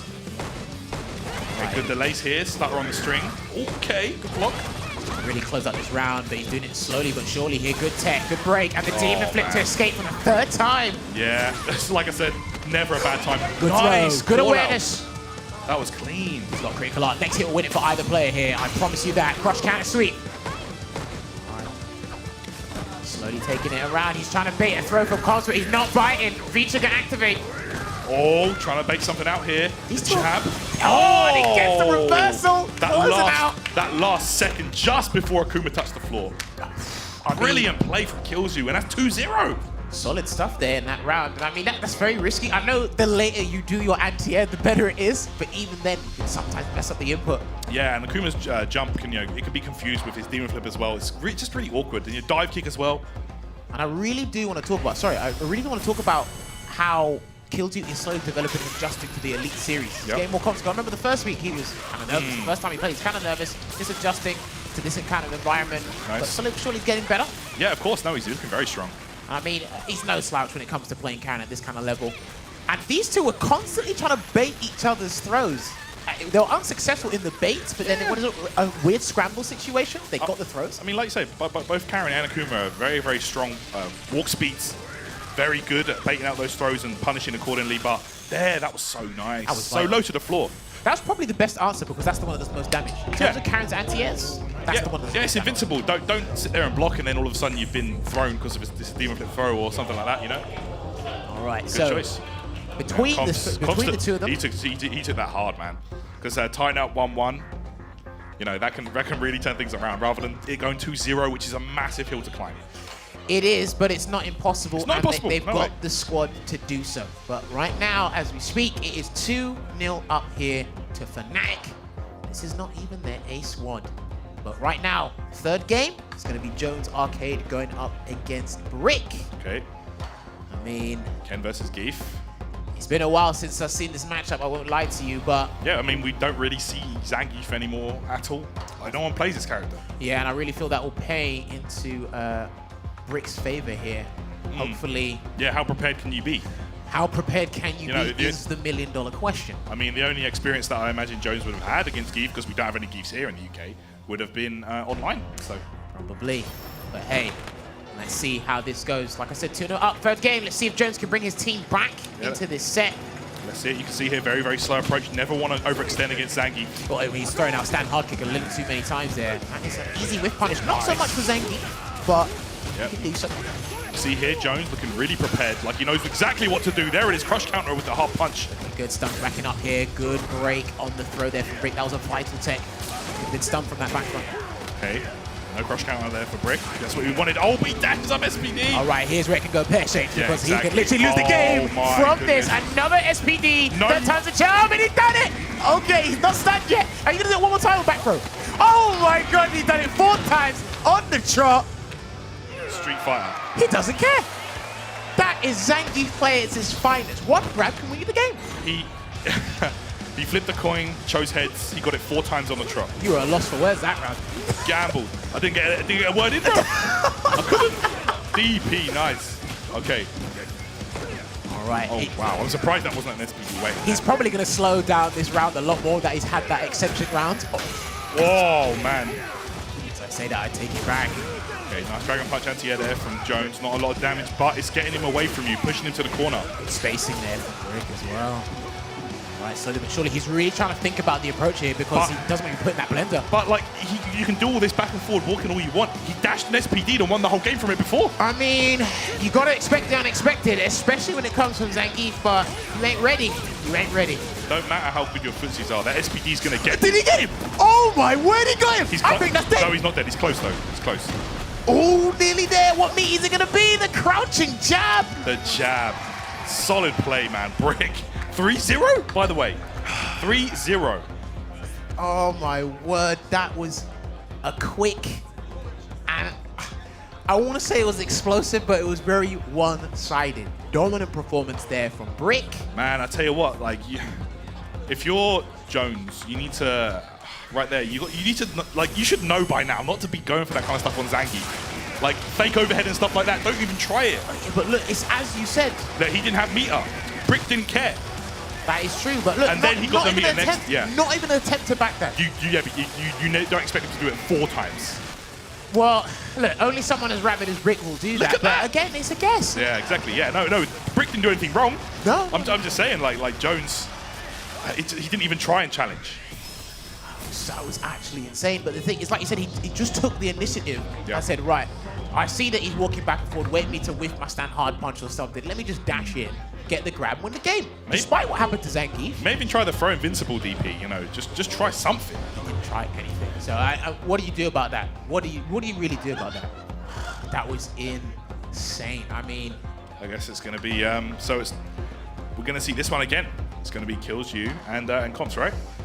I think it will be indeed, but let me tell you this now to reiterate what Tyrant was saying before. It is 3-0 to Fnatic right now. Are we going to see another 4-0 of the night. Second game in. It's going to be a quick show, guys. It's not even half time. Yeah, I was going to say it's going to be a quick show tonight, I'm afraid. But Iscom's going to be able to put a spanner in the works here, or a monkey in the wrench, as Sengan likes to say. Listen, you know, I actually feel sorry for Sengan because none of you helped him that day. No one corrected him. You all laughed at him. I felt so bad when I was No, we did afterwards. Yeah, afterwards. All right. The highlight of the night. But, right, second game. So what do you want to see from Comps this time around? Well, like, he wasn't doing anything wrong the first time. He needs to just play more like that and just, when it comes to those clutch moments, just be more confident enough to close it out. I feel like we didn't really see Fireball activate at all from Comps. I mean, Fireball activate is very strong, but Killzy's not going to give you the chance to do so. Okay, there we go. Right. So we're trying to get that approach. Gets another sweep. He's been hit by 3 sweeps in the set between these two. Nice conversion there. Where the dive kick hit at the good height for the jab. Good block from Killzy as well. Not many people would block that. The Demon flips that up. Oh, throws him out of that V reversal. Reducing the life lead here. Surely making their health tantamount to one another. Okay. Comps right now playing the solid neutral. Kills you.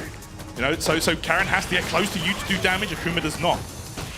There we go. Just being very pesky with those stand-like kicks, that crouching medium punch, those plus frames. He got a counter hit, but was unable to convert. Hasn't got V-trigger yet. He needs it soon. Needs it very quickly. All right, he can activate now if he gets the connection. Wow, he actually anti-aired the forward hard punch. That's mad.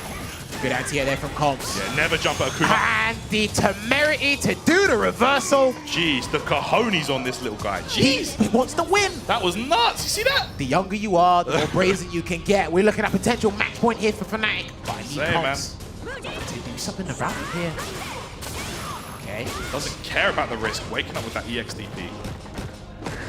So, surely, and he's been very good on defense here, Killzy. He's got a couple counter hits from Comps here and there, but he's been very patient, picking his moments, getting those straight hits, making them count. Okay, oh no, just a bit out of range for that sweep to connect.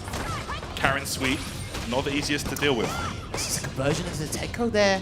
Kills you, but V-trigger's on deck for Comps. He's in control. He's looking to. He can see the 4-0 in his sights. But Comps fighting back. He might be able to take advantage of this entire situation here. Good block on the V-reversal. V-reversal, but no V-skill to punish it. Comps normally ready for that. The V-reversal there kills you. He probably won't get V-trigger this entire round, and that's gonna be it. That play was clean. Oh, he missed. He done it too early. Oh my goodness, not like this. Wait a minute. I think he might do. What's he gonna do here? What is it gonna be? Surely not another one. That was close there. The jab! 4-0! The anticlimactic finish, but Killzy taking it for Fnatic. The second 4-0 of the evening. Another blowout. 4-0 just like that. That is nuts, man. Very, very good play from those guys. And it wasn't even their main lineup. I mean, we got to highlight that, and I definitely want that highlight on the desk. But phenomenal performance nevertheless. Brick, Atrosh, and Killzy putting in that work, assuring the 3 points, and making sure Shaxx at Red Bull can rest easy. Yeah, he can rest easy knowing that his boys did a great job here in the UK on the Elite Series. Wow, great performance from them. Killzy was just super clean. I mean, what more can we say? I think he was the star player. Yeah, you have to give it to him. You have to give it to him. Two games, two wins. You know, you can't take anything away from the other guys as well. Atrosh did his part, setting them off to a great 1-0 lead. But you can see right now, Killzy with that DP. It was a collective effort, like you were saying. Look at that punish. Like, it should have been over there. Yeah, it should have. I think he done it a little bit too early. Just misjudged it there. Comps could have brought it back, but, you know, good block on Killzy's end. Willing to take that throw in the situation. Didn't want to take the one that inflicted more damage, but, I mean, great this kid's been on fire, man. Yeah, man. You can see the unity right there. These guys are happy to be here, happy to play. And let me tell you, it's like they said, man, Comps looks crushed from that because he knows Karen is a matchup that he should be familiar with. Very familiar with, but then it just boils down to the play style and how quickly you can adjust to that play style. The first one format here in the Elite Series, but crazy stuff there. Good plays. 4-0, second of the night. Tom! It's like I said, it's a quick show. Is it halftime yet? Half-time because we've had 2 matches. However, it feels like we've only just got to the end of the first. Do you know what I mean? It's been it's essentially the Nordvin effect. I'm going to blame you for this, Maggie. You've set the time. What happened there, guys? Let's break that down. Obviously, fantastic to watch for the neutral, but if you're an Army fan, they just didn't turn up today. I think, because we were talking about on the desk, right? Veggie was saying how Atrosh and Shiv as a matchup wise isn't like that's good for Army. And Army did have some favourable matchups. Yeah, I think the right? Akuma matchup was also favourable today. So matchup-wise, they had the advantage. I just think for some reason I knew mentality-wise Fnatic were going into this like it doesn't matter that Akainu and Shax aren't here and the type of headstrong players that they have. Army's players, they can fold under pressure, and I think that is ultimately what happened today. Yeah, so that's not good for confidence going forward from here. They got that win against Epsilon, and then they G'd them up, giving them all that confidence that they needed, and then taking on a more mentally strong team, and they crumble. They were worse than Feta. Bam! It's crumble town, isn't it? How can they build from this? Like, you're the coach, you're the manager, Veggie, you play as well, so you know how to, from both sides. I think you could see that they didn't remember their opponents. Like, Brick has a tendency to go for... the SPD reads is fine because that's a good mix-up. It's a really good. When you go for 4, that's like it should always land. The 4th one should always land if you've landed 3. So that's fine. Yeah. But I think with the life lead, when you know that your team will be down, what was it? Would it be 3-0? You have the slight life lead. You have the fireball. You win V-trigger, and you see that Zangief is with a super. I think like even if you are 90% sure he won't do it, maybe it's time to back off and force something else because this read. He still has a life around to give, and they would still be up even if he lost. So for him, that read was a lot less risky than continuing pressure because this is a 1st to 4. Every game is, 1st to 1, but this is still a 1st to 4 series. Yeah. So it was a great read. I love that wake-up super. Okay, well, listen, I mean, Kills, you said he's been training with Takamura, so he felt ready for that matchup, and he definitely delivered, Lottie, didn't he?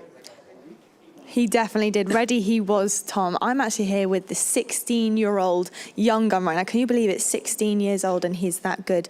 Kills you. Congratulations and welcome to the Elite Series. This is your debut season. How are you finding it so far? Today I'm feeling really good. I'm pretty confident because I play a lot versus this character. And I was doing my best. Fantastic. And so you felt prepared against comps because I remember they put you in 3 times and you had that actually the first time you played 2. Are you happy that they're feeling so confident in you? Yeah, I play very solid, but I really don't like play versus Akuma because he is so strong, but in 1st to 1, anything is possible, I think. Not too strong for you, though, that's for sure. And obviously, you're picked up by Fnatic, and it's a brand new season for you. Are you enjoying it? When did you get into Street Fighter? I'm very happy to be in Fnatic, and I will do my best in the season. And it's. And of course, you guys didn't have Shax or Akainu today, but you guys don't need them by the looks of it, because you guys are looking pretty strong. Yeah, Shax and Akainu is at Red Bull community, and it's the sub team, and we play very well, I think. Yeah. And of course, it's your first time being on the main stage in front of an audience, and the Street Fighter audience are very loud as well. And of course, there's a camera, right? Can you see right here? There's this camera right there. What is it like with that pressure, being up here with all the lights and the cameras and the action? Are you enjoying it? Yeah, the pressure is very, very solid because when I was 13, I played in Gfinity, but with another game, it's Pro Evolution Soccer, and I knew just this pressure. Amazing. So it's special to be back here in Gfinity. Well, honestly, you've blown my mind, and I cannot wait to see what you've got in store for us next. Congratulations, Kills you. Tom, it's back down to you. Yeah, damn straight. He played a fantastic part in Fnatic picking up that win, winning ways for them again. I want to talk a little bit about Brick and his matchup against Jones Arcade. They went to Grapple Town Central. Yeah, grapple after grapple after grapple. What did you see from that? And was it expected? Is that normal from Brick? Oh yeah, it's normal from any sort of grapple to come into that situation. As soon as our first SPD lands, you dash in and you force your opponent to guess. And they're like, is he going to grab? Is he going to hit a button? Is he going to do something else? Oh no, he grabbed. And we guess again. And he grabbed. And then we guess again. And he grabbed one more time and you're dead. Yeah. That's pretty much what happened. But yeah, and the critical art there to see the set out. What did you make of that, Sega? I think it's coming from the player Brick. We know that he likes to commit a lot.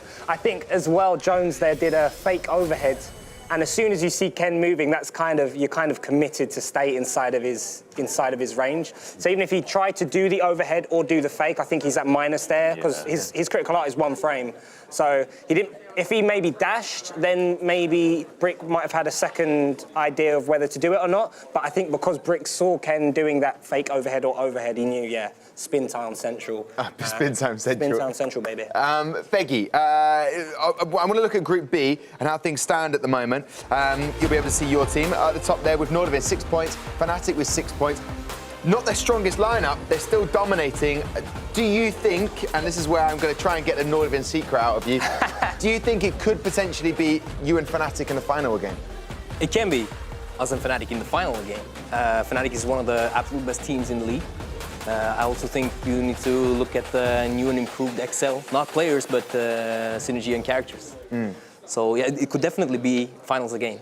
Okay. And even though they're not the A lineup, they're not slouches, they're not like B tier players, they're still A tier European players. They're still really good, it's just that Fnatic has so many of them that they can actually pull out a B or C lineup and still be a threat to any team in the league. Yeah, and how does it feel when you're known as like the B lineup, Veggie, when you go and play? People look at Nordovin and go, this is the B lineup, but you've delivered every single time.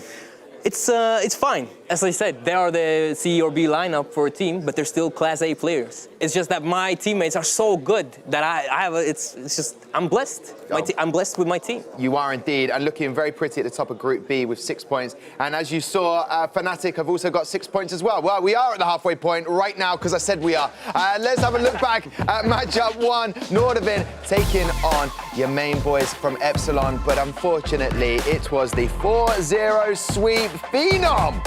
Honestly, I've been told he doesn't do sources. Maybe that is the secret for him.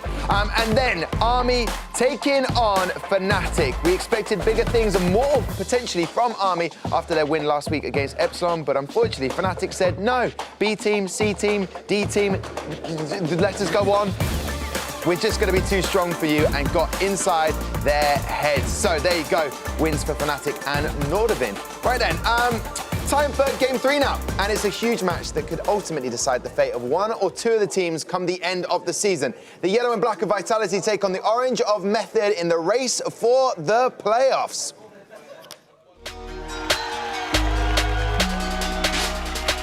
This approach from Chun-Li, so scary. Bye-bye.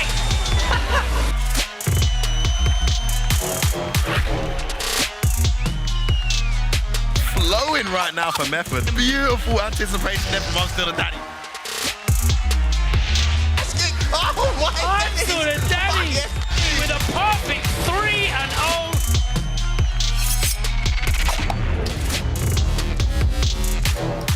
Right then, here we are, Vitality, taking on Method. This is new. I'd never done this before, but it felt right there. Gentlemen, a change right here. Tyrant, Jammers, but the ever consistent man here, Veggie. Listen, gentlemen, looking at that Vitality lineup, there has been changes to them.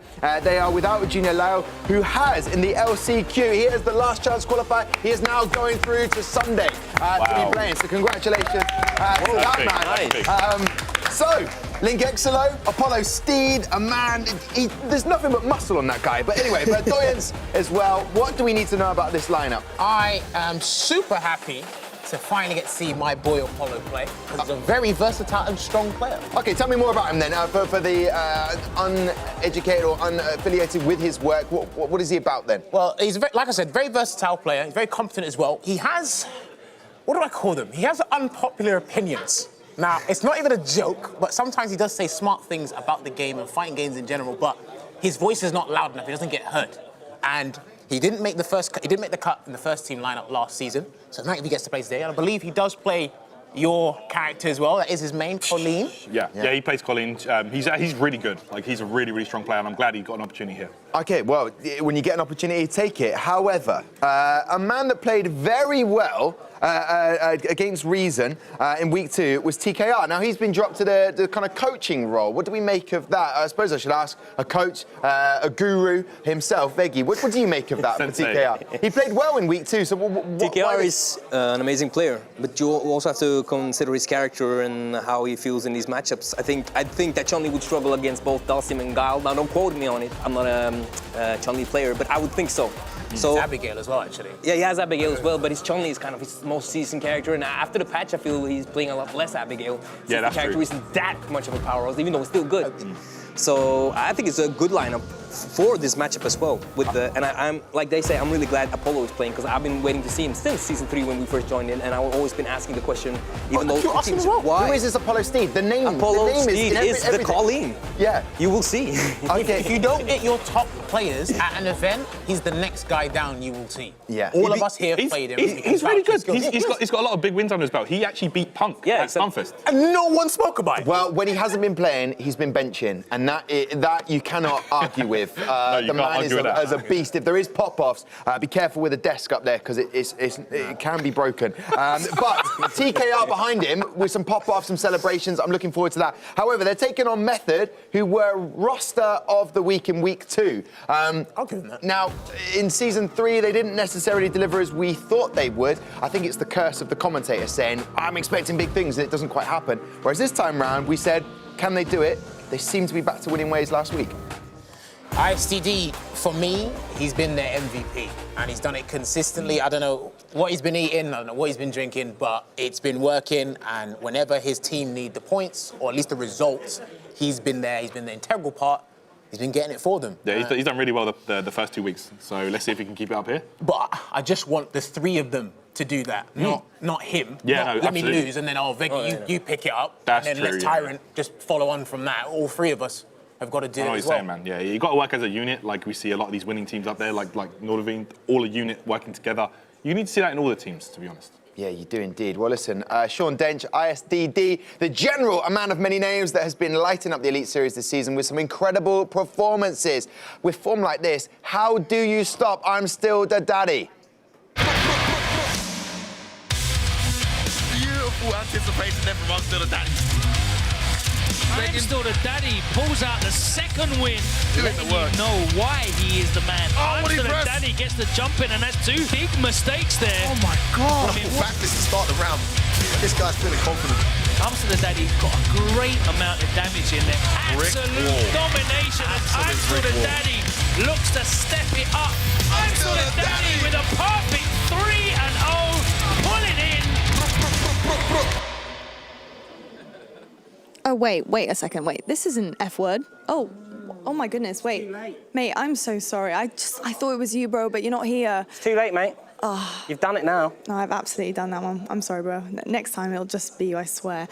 Guys, obviously we just saw an incredible player, and I also need to announce the Week 2 MVP chosen by you guys at home, and that, of course, is I'm Still the Daddy. Now, he is a stellar gentleman, always up on that stage performing to his very best abilities. He has played 3 games and won 3. Also, managed to beat Nassim Claw twice. Senkan, what do you make of this? That's big, man. Nassim Claw, I think, is normally the name killer in MV. He goes against all of the big names on all of the other teams, and because he's so crazy and erratic, he normally throws them off their game. The fact that I'm Still the Daddy, someone who maybe back in the past we used to see crumple under the pressure, came through and performed twice, that's huge. I think the question is now, pressure really is on their shoulders, because what happens when you've got a player in your team who really is underperforming? We haven't really seen Pax perform to the way that we know he can. He's a phenomenal player when he wants to be, but he's kind of just letting himself down. I mean, how crucial is it now to Method for Pax to really step it up?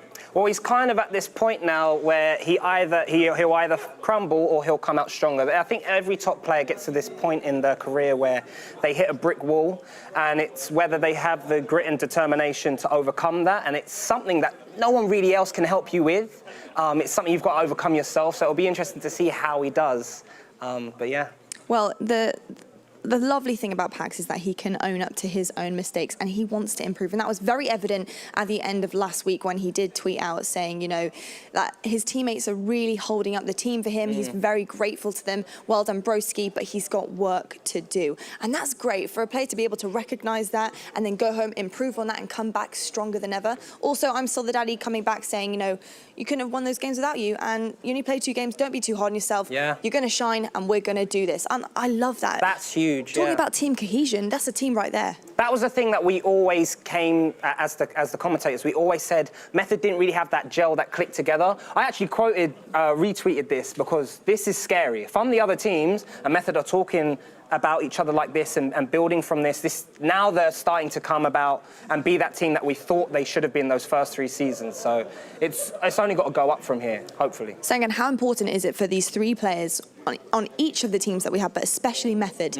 to work together, to work as a team, to become a family, and to want to do it for each other? Oh, it's huge. It's huge because when you go against other teams that already have that cohesion, like Excel, like Nordavin, you can see it. You can see it, like, outside of matchup, outside of the player that you're facing. If you know your team have your back, you're not as heartbroken if you don't get the win, and you're ecstatic and the momentum builds if you do get the win. And I've seen other teams before where they might have lost, and they haven't lost the whole game, the whole set, but they've lost that game, and ultimately the team looked defeated, and it just looks like they're constantly on the back foot. So I think that's huge to have that family unit. It really is, and it's becoming more and more evident with this team. But of course, they're not alone up there. They've also got Vitality, and I just want to circle some players out here because these are the 2 guys that are crucial for their team's wins. So we've got Verdoyance and we've got Pax. Now, Verdoyance, we've only seen play once. He's also, had a clean sweep with that one. He actually did win his game. And then Pax, he is 2-0, which is not fantastic, but it's workable. Yeah. What do you make of these 2 players?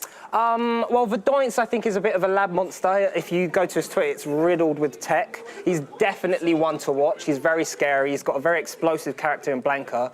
And if Method aren't prepared for him, his games can be over in a flash.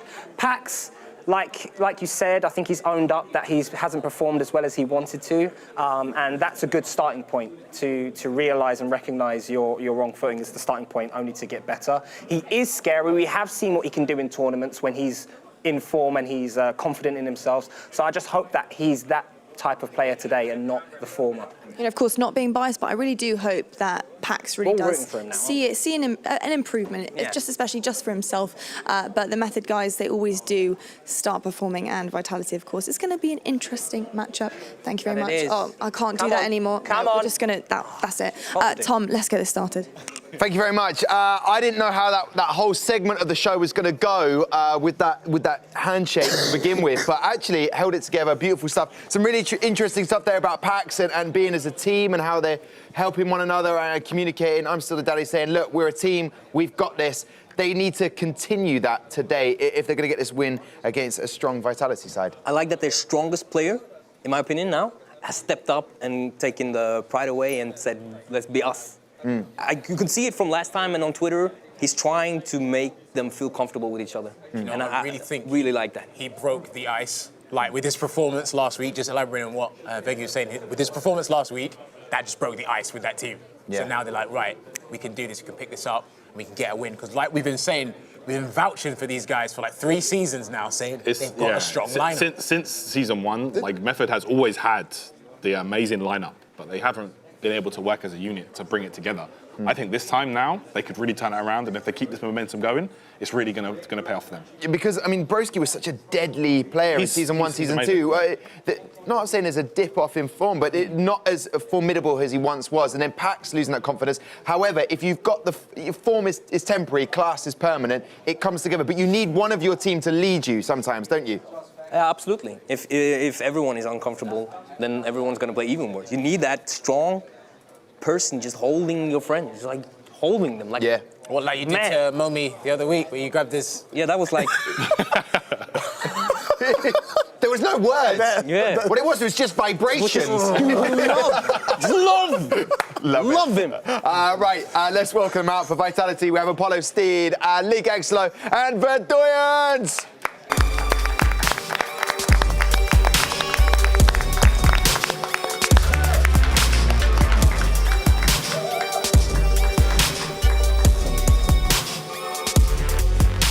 There we go. He's finally made it. Apollo Steed, he's right behind me right now, but I'm going to welcome out his opposition. Method, we've got Pax, ISDD, and Broski. You just stepped in the danger zone. Man, you should have slept, should have stayed at home. Now you're on your knees and you wail and moan. Why? Because I keep swinging till the heads get spinning. Oh, here he is. No mucking about with the boots in there. Listen, Apollo. Yeah, I'm coming in. Don't leave me hanging there for a second. Listen, I've got to first of all ask you, Vitality, you've got a big match ahead now But your main man, Gio Layo, playing tomorrow now at Red Bull. You proud of him as a team? Yeah, we were watching it in the back while we were warming up. And we couldn't believe it. You've got me top 3, so he's going to be in there tomorrow. Hopefully he'll bring that money back, split it between us. Oh, of course, you're the team. And Apollo, obviously Jammer's raving about you, giving you the hype. That isn't going to be pressure for you. You're just going to come and do your thing, right? No, it's all about just... I feel if I just go on and play my game, I'll be all right. The main focus is just play my game and don't worry about anything else. Okay, I like that strategy. Gentlemen, I know, lovely to see you again, back again. And over this side, I'm still the daddy. Amazing tweet, you're a team. We've been discussing that as a team. You are a team, right? Yeah, obviously, of course. Yeah, of course. Doesn't need saying. So that win last week, is this now set the bar, like, this is what we're going to do for the rest of the Elite Series? Yeah, obviously, but you got to come into account, like, we only get a few games, and we played Season 1 champions, Season 2 champions. We only had 2 games to get in the mix, so we won 1 and lost 1. So hopefully we can take this and then take it to the playoffs. Yeah, one of my personal highlights at the moment is watching you stream. Anyway, that's a little added there for you. Let's look at the Game 7 and how the matchups will go down today. We will start with Verdoyance versus Broski, then Apollo Steed. Yes, he makes his appearance, taking on Pax. Link Exolo, I'm still the daddy. Link Exolo doesn't have to move very far. He will stay on that stage in the same seat. Then he will take on Broski. Then Verdoyance versus I'm still the daddy. Link Exolo versus Broski. And if it goes that far, the decider will be Verdoyance versus I'm still the daddy. Interesting enough, I'm going to come back to I'm still the daddy just for one question on that. So you're pretty much the anchor there at the end. Is that just a level of confidence? You're going to be the 7th game if it goes that far? Well, I wouldn't say that. It's just how it sort of went out, because they picked out a different character to counteract our Dalcine player, and he's kind of free to me, if that makes any sense, but it didn't, not in a bad way, but it didn't work out like sort of that. So it just is what it is, you know, I'm coming from. Yeah. So any of us play get anchor, we're all here to do the business, and we're going to hopefully win this game. Yeah, no, I love it. Pax, all right, you're a very confident man off the stage.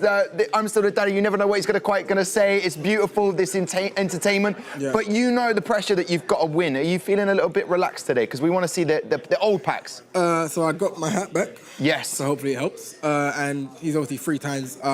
Guile is just too solid. Yeah. So even if you're under pressure, his play style is just rock solid. They have to do all the risk taking. So that's why we got ISTD 3 times, and he's on form.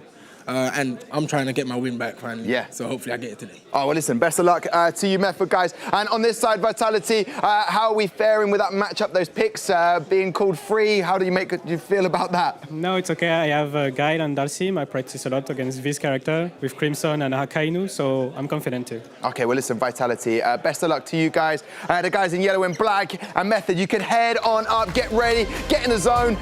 It's always entertaining. You never know what they're quite going to say about the matchups, but these guys can now break it down for us. Those games in order. Veggie, you have this sort of way and ability of looking at it and seeing how things are going to go.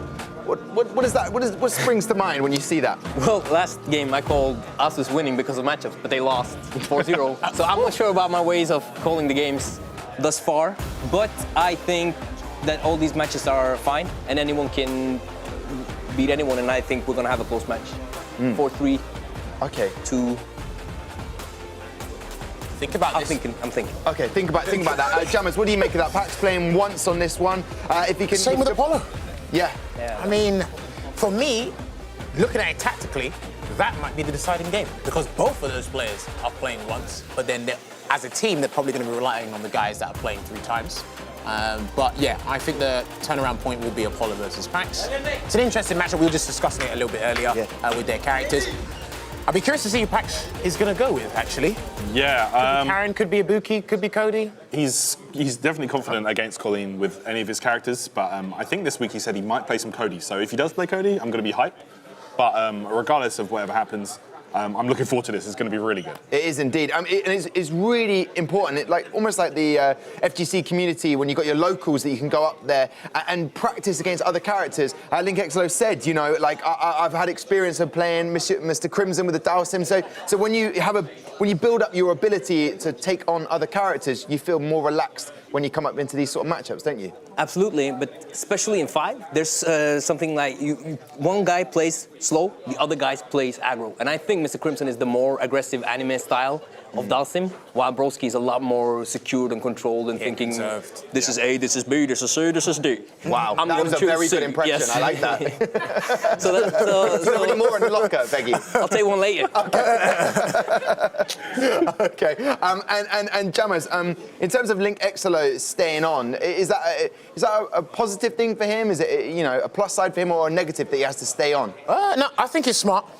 Sometimes it's best to play back-to-back, to be honest with you, because you can either redeem yourself or continue the momentum and acquire the points there. But I think he's in a fine place. I'm just curious to see, will he make that immediate switch from Nakali to Ibuki or vice versa, or is he going to pick the one character and stay with him throughout his entirety of his matches? That is a guy that looks very focused right now, Link Exolo. I don't know if it's improved a lot nerves or he's just in his good place, his namaste place. He's ready for this one. All right, then. You said 4-3, Veggie. I'm still going to give you a bit more time. What do you say for this one, Tyrant? Oh, me? I'm going to say... I think that momentum is definitely in Method's court right now. Okay. Like, they've been playing super well. ISDD's been on fire. So I'm going to say 4-2 to Method. Okay, all right. Jammers, you don't have to necessarily put the score, but I like that. Tyrant's that confident with it. Are you going to match it or back down? When he picks one team, I've really got to pick the other. Okay. Because I'm looking at Bedoyance, and he's got a Blanca. That's an absolute wild card. Yep. But for once, I'll agree with Tyrant and go Vitality. Well, I completely confused all of you there. Wow. Hold that. Yeah. I'm a Mika player, all right. So I go... Yeah, pick the most illogical choice. Yeah. I like it. Veggie, so you said 4-3 potential on this one? I can't bet against the general these days. No. Not these days. Not these days. Other days, maybe. But these days, the general gets my vote, 4-3. Okay, beautiful. Thank you very much, gentlemen, for your predictions. I will throw now to the casters. They're just behind me. Those two gentlemen over there, Sengan and Janitor. What says you on this match? Well, this one's a crazy one to start us off, isn't it? We've got Blanca up against Dalsim. Blanca, quite a very willy-won't-he character when he gets that V-trigger going. Once the ball starts flying, it's like, is he going to do something after it? Is he not? I don't know. And has Broski got the mental fortitude to be able to withstand that sort of consistent kind of mix-up in his face? Yeah, Blanca, I mean, this is a matchup that I don't think Verdoyance would like playing that much, but Blanca does have some really interesting ways in against Dalsim. He's got that EX Rainbow Ball, which means that Dalsim has to be careful when he decides to anti-air. Because like a lot of players in this game, in Street Fighter 5, when they anti-air, they always have that anti-air timing. When you play a character that can delay the attack, it can throw them off. And EX Rainbow Ball definitely does that against Dalsim. Yeah, that's one of the better kind of moves to do that as well. To get in, because you can really choose where you're going to land as well. Yeah, you have complete control. It's going to be crazy. Let's see if Verdoyance has any special Dalsim tech that we get to see today, because he is a tech monster. See, Broski playing 3 times. Looking to get his mojo going here at the Elite Series. Oh, dashes behind the stand fierce. Nice job to check him. Oh, sliding in. Inside. You see both players not really wanting to do much. Yeah, no one's committing to anything really crazy yet. There's that check. That stand light kick's going to be vital for checking those dive kicks from Broski's Dalsim. Tries to get over the other side. Tried to shimmy as well, but Doint's not biting. There's that rainbow ball. Oh, teleports over him, just stuffs the ball. Yeah, good defense though from Verdoyance, not opening him up. Is Broski. Slowly but surely, Verdoyance trying to get in. He's in again, has to spend that V-reversal. Pushes him away, does not want Verdoyance to be hit. That's good if you're Blanca, because that V-reversal, that pushes you away. You don't really have that much trouble getting in. Oh, there you see, he keeps using that hop, and Broski's just not prepared for it. Gets that drill. That's why it's so dangerous. You need to have that stand light kick ready. The V-trigger's activated now. This is where things can get crazy for Verdoyance. It's -6. And again, there you see Broski didn't really press anything because he's expecting that V-trigger follow-up. It doesn't come. Oh, there it is. There we go. Starts off, Uses gets the damage with it. Pushes him to the corner as well. What's the setup here? Other side. Other side gets the forward throw. No slide from Broski. I was expecting a fight there. The Shim Sham. There we go. Opens him up. Verdoyance draws first blood. Very tense opening there. Finally open up a tough to open Broski there. Yeah. Oh, there we go. Command grab. He's in. What a way to start. Oh, and the whip sweeps punish. the limbs. Don't leave them lying around. And here you can hear the crowd really backing Vitality here.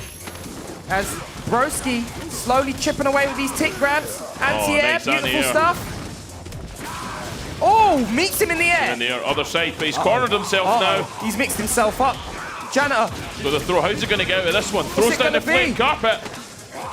Still in the corner again here.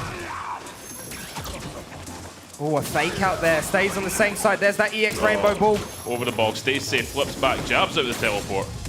Tech. Nice. Just space. If you space that full screen, that will never hit. Broski done his homework. And now all of a sudden has to really do big damage, but Doinks has V-Trigger here. That's plus. And here we go. Slides. V-Reversal grabs it though. Other side cross up. He hasn't done his homework. Oh my goodness. And that is the first game to Doinks.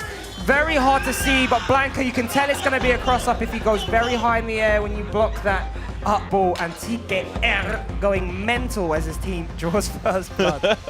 He'll be happy. He stepped down today and is acting as coach, spurring his boys on. Coach and cheerleader right now, it seems, and he's doing so well. Oh my goodness. And there you can hear him cheering on Apollo as he steps up to the plate next. But let's have a little look at that replay as we see Tom shadow boxing. There was that big damage from that V-trigger you could see, and mixes him up here, goes other side, gets that throw, and here I was expecting a slide from Broski into activation, a bit too timid, and then the standing still Shim Sham Shrew, Yeah, just catching them out there, and as we see into this next one again, activates the V-trigger, throws the V-reversal, goes up for the ball, gets to the other side. They slow-moed it down. Nice stuff up on editing there. You've got to slow-mo that down. And that's another thing as well, Dowson's, at the moment, the defensive habits on V-reversing is just too easy to read. Too easy to read. Like, that's the get-off-me move, but they rely on it too much. But Doinks read into it, back through him, put him in a horrible situation, and got it. And there you see Tika, mais oui, Tika. And there you see him popping off in the crowd as he's cheerleading for his team. Such an amazing person to watch in TKR. So animated. Such a good start. Yeah, really for good Vitality start. there. But here we go, Apollo Steed. I think I haven't seen this guy play in the Elite Series since Season 1. I think he played once in Season 1. We haven't really seen him. He's got a strong character in Colin, or Colleen, however you want to pronounce it. Scary V-Trigger 2. Yeah, definitely can play Street Fighter 5. It'll be interesting. Oh, Pax looking like he's going for Karen. Karen, good choice, I feel, here. Yeah, this is it. How much work has he done? How much mental preparation has he prepared going into this match? Will it be will the Phoenix rise from the ash here? It's just the resurrection of Pax right here. The resurrection of Pax, yes. He's got that cross on his hat there. You know, this could be it. This is all symbolism right now. It's Easter, baby. It's Pax Easter. Back. Push away that boulder. Pax isn't there because he's beaten down in the Elite Series. Here he is. Strong opening. Uh-oh. Careless, says Apollo Steed as he pushes Pax into the corner. Oh, V-skills. Oh, none of that ice. Apollo Steed.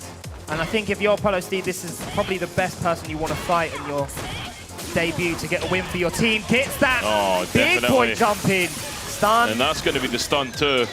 To me, I don't think he can kill here. Colin doesn't do that much damage. Can I? Yeah, no, just There's a lot there. EXDP from Pax there. I like that. That's confidence. Showing that he's not done yet. This round isn't over. He's going to try and get a nice check. I've never seen anyone interrupt that.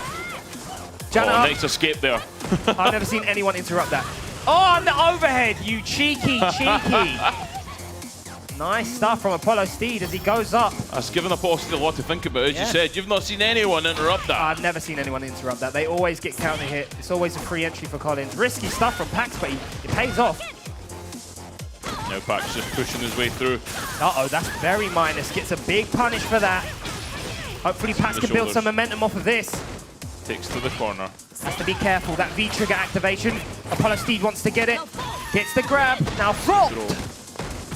Activates. And now the ground is really in Apollo Steed's favor, but Pax still fighting away. Pax doesn't care, he's battling through. Yeah. V-skill. The grab. Throw. Death. Pax in good position here. Both people with almost full stick of butter. Tying up 1-1 here. Let's see what happens now. Pax coming hot right out of the gate here. That delay crouch fierce just back rolled out of it. And Apollo Steed gets his engine going. Bending the bar, pushing them to the corner. Ice blocks everywhere. Uh-oh, counter hit. Don't press buttons, my friend. I'm still plus. Reversal, base the pulls DP. it out. And Apollo Steed.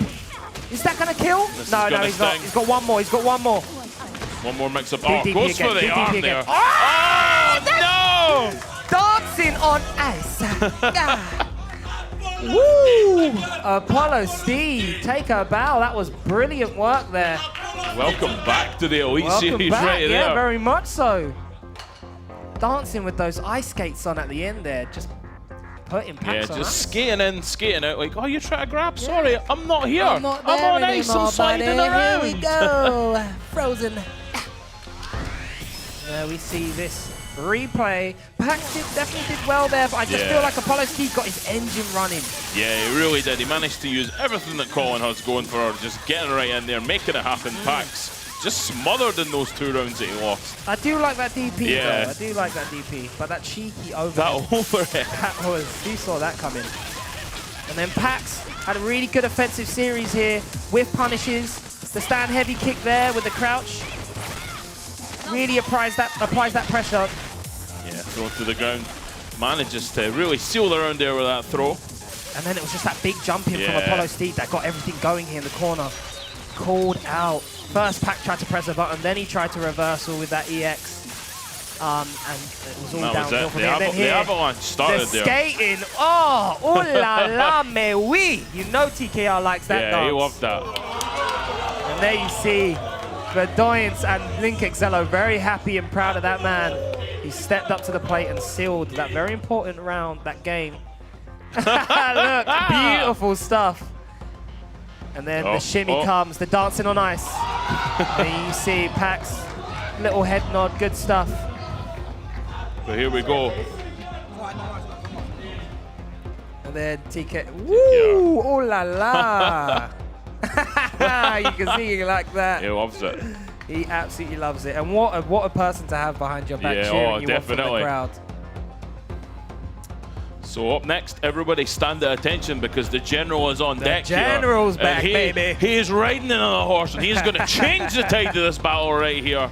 Unless Link XL could stop him, which I don't know. Given I'm still the daddy's form, it's going to be a tough task to do. And then if I'm still the daddy takes that, he's going to have to sit on and try and recover from that. But if he wins, all that momentum, I don't know if Broski can handle a Link XL coming in that hot. It is a bad matchup, but yeah, like you said, if I'm still the daddy, like get this back to back, he puts it to 2-2. The momentum shifts onto Method's side.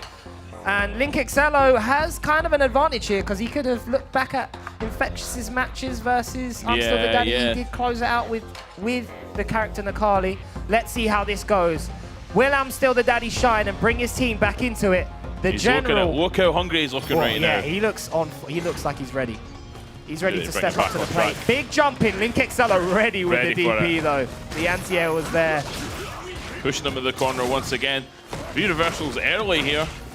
Make no mistake, Link Excello is also stepping up to the plate. He's not scared of I'm Still the Daddy whatsoever. He's really showing no fear right now. Just pushing him right here. Stun.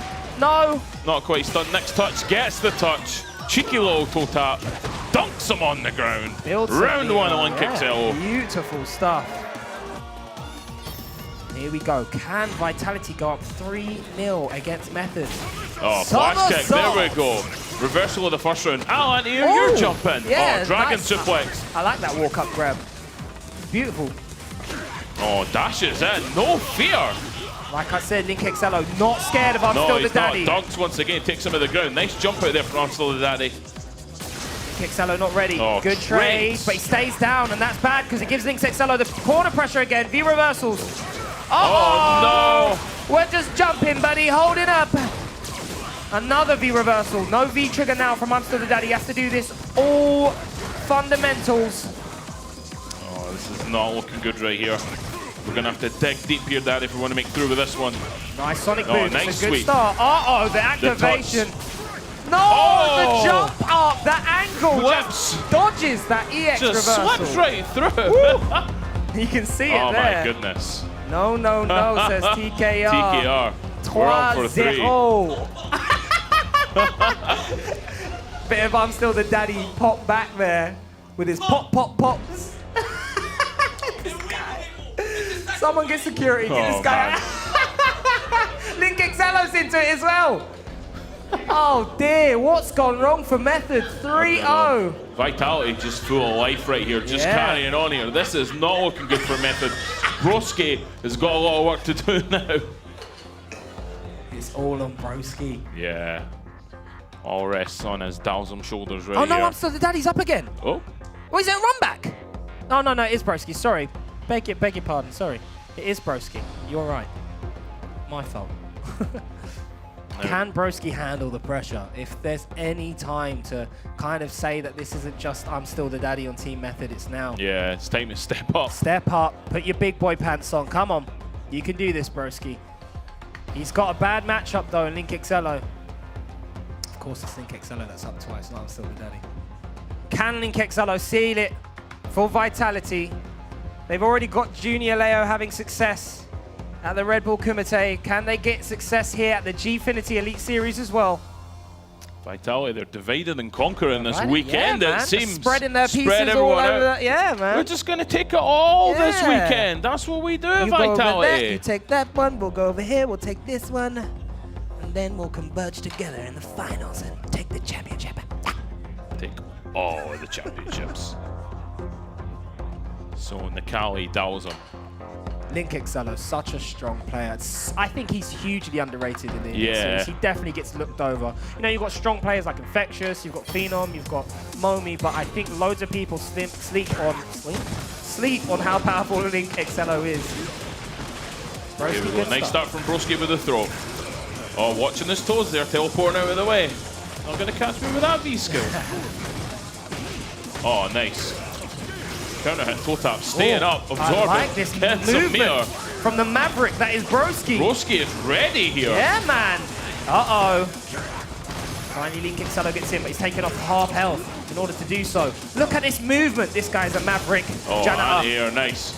He is not caring. He's like, the conventions of Dalsum have been broken, and Yeah. I'm going to play him how I want to play him. Oh my days! Oh, slips out with the dash grab. 4 times and then command grab. Insane. This is what Veggie was talking about on analysis. This type of confidence, you're down, but it doesn't matter. I can take these big risks because we're up 3-0. And V-Trigger, no, doesn't combo. Oos. Oh, puts out the red Yes, for the carpet, game. keeps him in the corner. What we're going to see? What you doing? Broski snatching defeat from the jaws of victory here. Oh, Link Excello, not a care in the world. Crush counter sweep. He dashes Lose up. confidence. Another combo. Oh, the command grab. The stun. Janna, the ship shot. This is it. This is it. This is not Is that looking critical good. art? Is he dead? No, He's is it? dead. Oh, no. TKR is rushing the stage. Throw in the towel. What's going on? Wow. Not like this. Good stuff, man. Just like, here's a perfect, just to end it, why not? Oh my goodness, the dude had no health, Janna. No health. No health in that first round. Said, forget Comes this. right back, whatever. Yeah, whatever, man, I'm just gonna go ham. Whatever. We're 3 games up, we can do whatever we want. Oh my goodness, what an entertaining set. 4-0, and the sweeps is just not been set up. Has this been planned because I'm here? The janitor's here. It's an all-sweep special. It's an all-sweep special. I'm blaming you, man. I'm blaming you. You brought Oh your my brim along. goodness. Oh my Wow. goodness. What a performance there from Apollo Steve. You see TKR congratulating him as he high-fives Bedoyance. Oh. High-fives going High a little bit fives esports everywhere. high-fives there. What's that? 4. Quattro, is that how you say 4 in French? Oh yeah. Parlez-vous français? Quattro. Quattro, mate. Quattro 0. Oh my Hey, goodness. Jamapel. Croissants. Oh my goodness. Well. Lovely stuff. Sorry, France. Lovely stuff there from Vitality as we have a little look at this replay. Yeah. Explosive. Look, Link Excello. Just slips out of the way. He's gone completely ham. And then he's At no like, point has he tried to play Yeah. reserve here. Look how much health he has. he's like, no, it's time. Let's go. Yeah, let's go. Oh, you can't even see his health. Bang. Gets that counter hit, that meaty combo, sorry. Then gets the meaty again.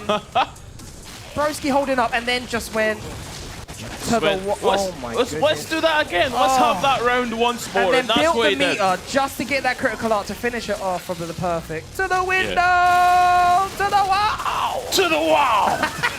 Won't say the rest of it. No. But the perfect Well, we may as from well. Vitality. Oh, we need to play more of that because we've got a lot of time to fill tonight. And you see TKR, he can't believe it. No. That was that first round when he made that huge comeback. And then Oh my goodness. The he whole team. already put his headset on. He knew. He knew it was over. They just stood there just in case. Oh and my there goodness. you see. Head in the hands. Oh, that has got to be a stinger for Method. Yeah, and TKR just spreading up The up funniest the stairs. run as well. Look at his run. Man, we, my guys, we did it. Vitality till I die. Paul Steve's like, I don't speak French, guys. what are you saying? Lovely, and he's and the kiss on the cheek behind the hair. Oh. Hopefully he had shampoo today. I'm sure he did. Got to be sweaty. But great stuff from Vitality. That was insane. That ending, I swear down. Like Veggie was saying, like Link Excello was just like, forget the game plan. I'm just going in, and it worked. It definitely worked. It caught Broski totally off guard. But yeah, we're going to see what the rest of the guys think about that exciting matchup that we had there. 4-0, guys. What do you think of that?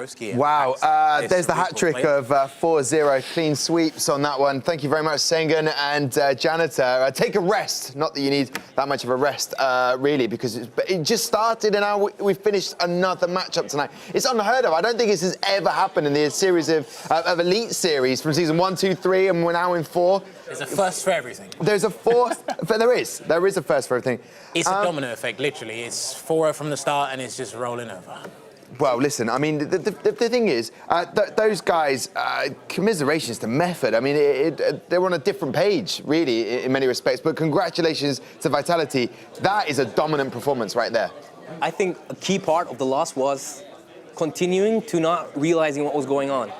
What I'm trying to say is that when Link Excello got on, he got on to not play a first to 10. He was there to play his part in the first to 4. And he was, I'm going to go in, go in, go in. And they always thought he would go back to the normal game plan, but he never did. And they never caught on. You need to catch on early. It's changed. I need to stop and wait more. Something like that. Yeah, I agree. He just went in, man. Like, he was just doing his thing. They are the kind of scariest players, especially when you just go, it's a first to 1. Do you? Especially that comeback on Broski.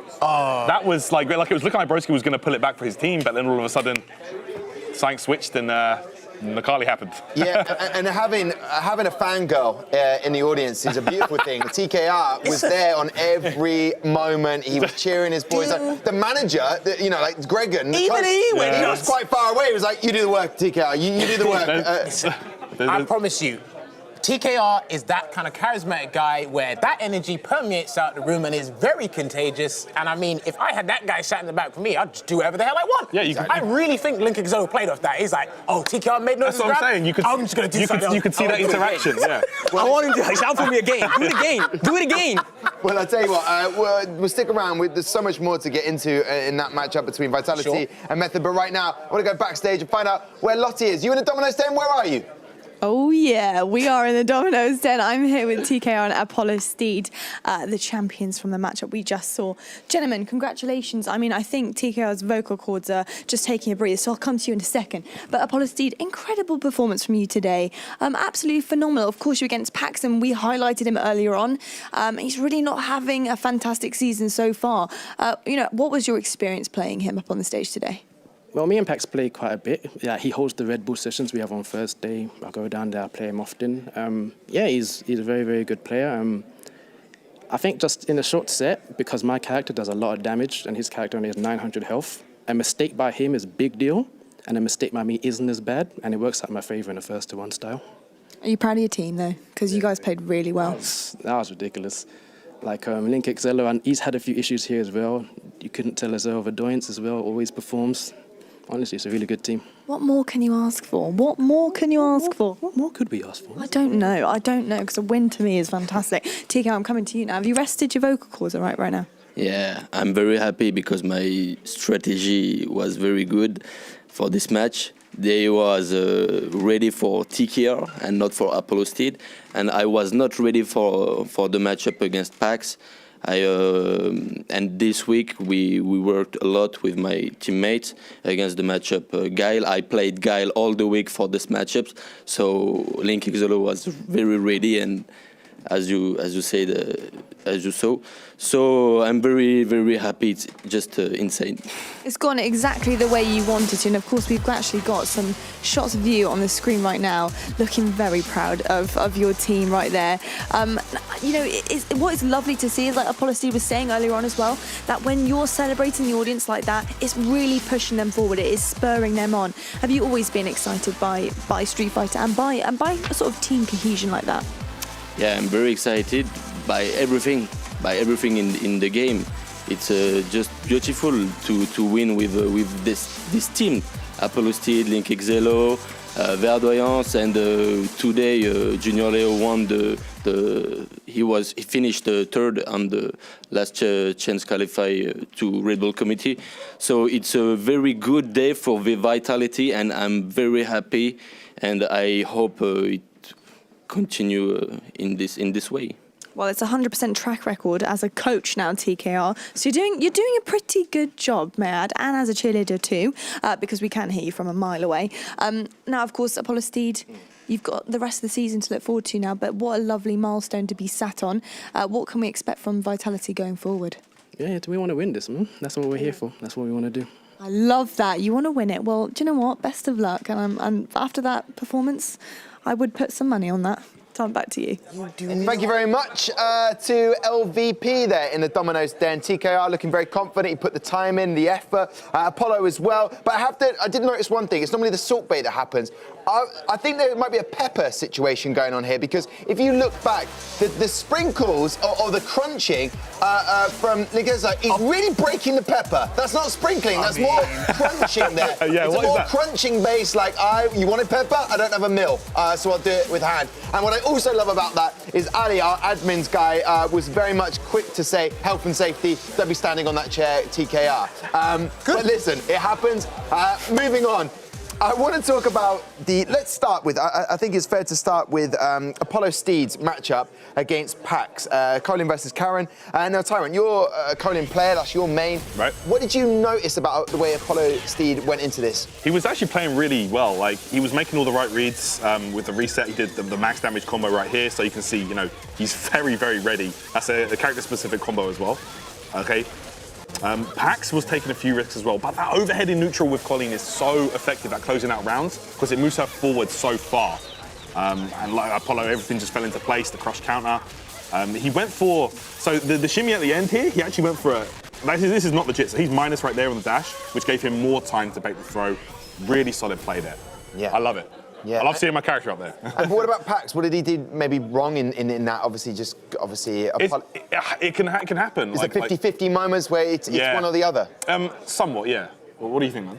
Things don't fall into place sometimes like that, and also, you know, Apollo is ready to counter the V reversal, so it wasn't really an option to get the stun down and try to get out. That's true. That was a risk for death too, so that was something that I'm thinking Pax wouldn't mind doing against another character, because Colin's V triggers aren't that strong, so the V reversal would be a good position, but I know that Apollo is regularly ready for those slow V reversals. Yeah, he always is, man. He's ready to parry it, of course, Colin. And that would have been death too, most likely.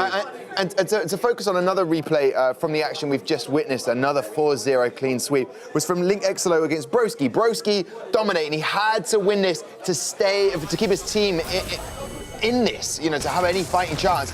What went wrong for him? Because he seemed to be dominating, and then all of a sudden it just fell apart.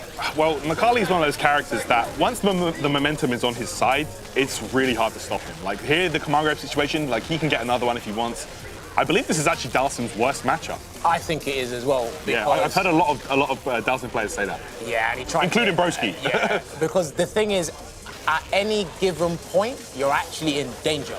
So when you throw out a normal, when the Kali's jumped, when you throw out fireball, it's like at any given point you're in danger, and then you just there's just so much to think about, man. And at the end, he cracked there with the throw, and you saw the critical art, boom. And at that point, we knew it was going to be a perfect. But there was some key decisions there that Broski brought in from the last game when he watched Link Exelo play I'm Still a Daddy, so it was going all in. So the first time Link Exelo had an opportunity to force a mix-up, Broski made the right read and backdash, punished Link Exelo, and then he was expecting Link Exelo to continue to go like go in, but Link Excello just noticed immediately that he was busted, kind of. He was like, okay, he knows. So then he went for the meaty, got the round, and then in the third round you have that will he, won't he, will he, what's going down, and he actually did the command throw, and Broski was sitting, and that led to the shimmy, and Broski was flustered and he teched, and the shimmy landed, and it was that. I feel like in both games that Link Excello played, like, everything paid off. Like he made like all the right reads, every jump was true, every command grab, well, apart from a couple, was... or maybe just one that didn't land. Yeah. But even then, with a character like Nikali, is even if you plan the round out like perfectly in your mind, it's like even if things don't fall into place, you can still force an action to make sure everything comes back in line. And it's a classic example of every action that Link Excello made, Broski tried to adapt to the previous action. So what, like Veggie was saying, I got grabbed, okay, let me prepare for the grab, something else came. All right, let me prepare for this, it never came. So it's just a delayed reaction there. I've got to ask this question because I feel like it would only be appropriate. This is a winning team. You've beaten Method, who are a very strong side. Yep. Do you think it's fair that Junior Leo, when he comes back, goes straight back into that team? I know he's doing very well in the Red Bull Kumite right now, and it gets to play tomorrow on Sunday. But do you think Apollo's done enough to stay in that lineup? I mean, what's your take on that, Veggie? Apollo is solid. You need to have at least one solid player in your squad. I think that they should run with Apollo and the others, but I think they should decide based on matchups and be honest with each other who they have problems with. There's no point in being greedy. We want to win as a team. You set the players that are the best for the matchup. Yeah, because Apollo did say, you know, hopefully share some of that money, Junior Leo. So if they are a team and it's money-based, you want to win this, you want to spend together, right? Honesty is key, and it's good that Veggie brought that up, because I don't see that enough with these players. And look, I personally would like to see Apollo play more, because I'm actually very fond of his play style and the characters he picks. Even if it's for the one game, because that game, like I said, that might have been the deciding game. And me and Veggie had a little chat. There's a substantial difference between 1-1 and 2-0. I think that now as well. Like Vitality know they have a very, very solid player if they ever need it. You know, like he proved himself up there without a doubt. So there you go. They know that they can rely on Apollo if they need to. Okay. Now, I just got to ask this, Veggie, before we move on with the show. We're going to see some more TKR celebrations.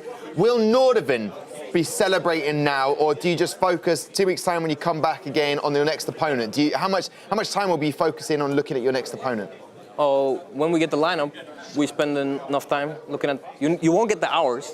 Yeah. That's secret. Okay. We'll spend enough hours looking at the Another one I missed out on of questions. And, the slip up. Yeah, but at some point, one day. I feel like I'm the only one who gets emotionally into it enough to celebrate, while the others are a bit too distracted from their own emotions, maybe. Okay. Salty Kid, I think, can celebrate, but I think Momi and Phenom, you won't see real celebration from them. I mean, Phenom, I've given him reading. He's going to read about Samson, and he's excited about that. We will definitely would we ever see Phenom celebrate like this? He's not that person, is he? If he did, someone's paid him. He did once, though. No. Only once. Tell me the story. I'm still the dad. I remember. 20, Do you know what? 14? I think it was 14. I actually That's the only time that was when Ultra Street Fighter 4 first came out, because Guile Bison was so bad for Bison. He was so happy. Yeah, I remember. Okay, so you're taking on in week 4 equivalently for the Elite Series. We've got a special next weekend, so we won't be here, but there will be. Well, we will be here, but there'll be a special week 4 equivalent. You're taking on Fnatic. You've watched them today. Before I say goodbye to you, Veggie, how do you feel about that matchup? The Fnatic. Yeah. It's probably... Who's ever in the team? Is that what you think first? Find out who's... Well, I think they'll run a lineup. I'm pretty sure they will. Yeah. But they're more or less qualified to playoffs, but everyone wants the first place for the... to go straight to go to the semifinals. You don't want to play the quarters where... why would you want that? The less games, the less games are better. So and especially it saves you traveling all the time as well from Norway. Exactly. Well, the finals is one day this time, I think. So I'm not sure about that. But anyway, is it nice to get a repeat of the final from season 3 this early on in the season? Yeah, and it won't be a real repeat though, because they are lacking one of their key players from last season. One of the players that had a big reason for them to get to the finals is not there anymore. So we'll see how important that will be for them. And Vitality's next matchup is against Excel. If they win that, would we then say these boys are definitely contenders for season 4? Definitely. Excel has just been a mainstay here in the Elite Series. You know, since the beginning, they were the first champs, and they've just been so reliable as a team, as a unit. So to overcome them is massive for any team here. So yeah, that would definitely prove them as worthy competitors, for sure. Okay, listen, well, the guys at this team, at the Gfinity, compile all of the footage together and make something beautiful. I think this is actually in real time. That's how quick these games have been. 1, 2, and 3 today. It's been epic and frantic. Nordavind taking on Epsilon to begin the day, and wow, Nordavind went straight into a 4-0 clean sweep. Then, I mean, looking at that Phenom, it's just too strong. He's invincible. Then we moved into our second matchup of week 3. ASOS ROG Army taking on Fnatic. We felt like ASOS ROG Army would carry on from their win against Epsilon in week 2, but unfortunately, Comps and the rest of the gang just weren't able to tackle that guy right in the middle there, Kills You. And then we've just had it. Vitality taking on Method. Method looking strong. Who could possibly beat them? Would it go to the wire? Well, unfortunately, Apollo Steed said no. Just like Rocky had done, he said no, not on this stage. TKR celebrated another 4-0 clean sweep.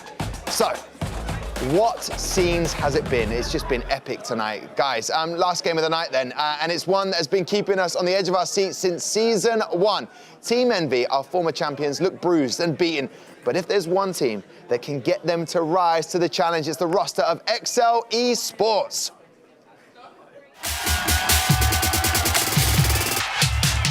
Needed that. Oh! Don't you dare drill at the Crimson, pulling it out. So composed, so solid. Oh, no, he dashed into it! No. He dashed into it!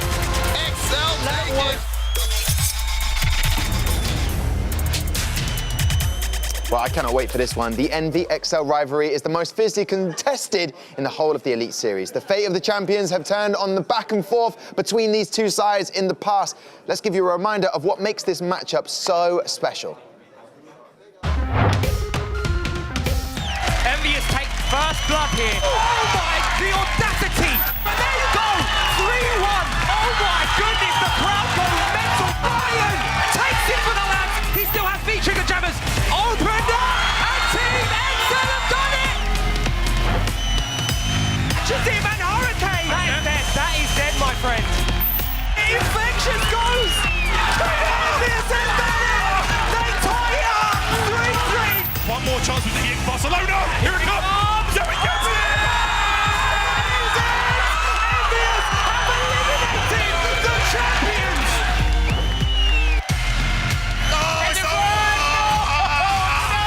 What an impress!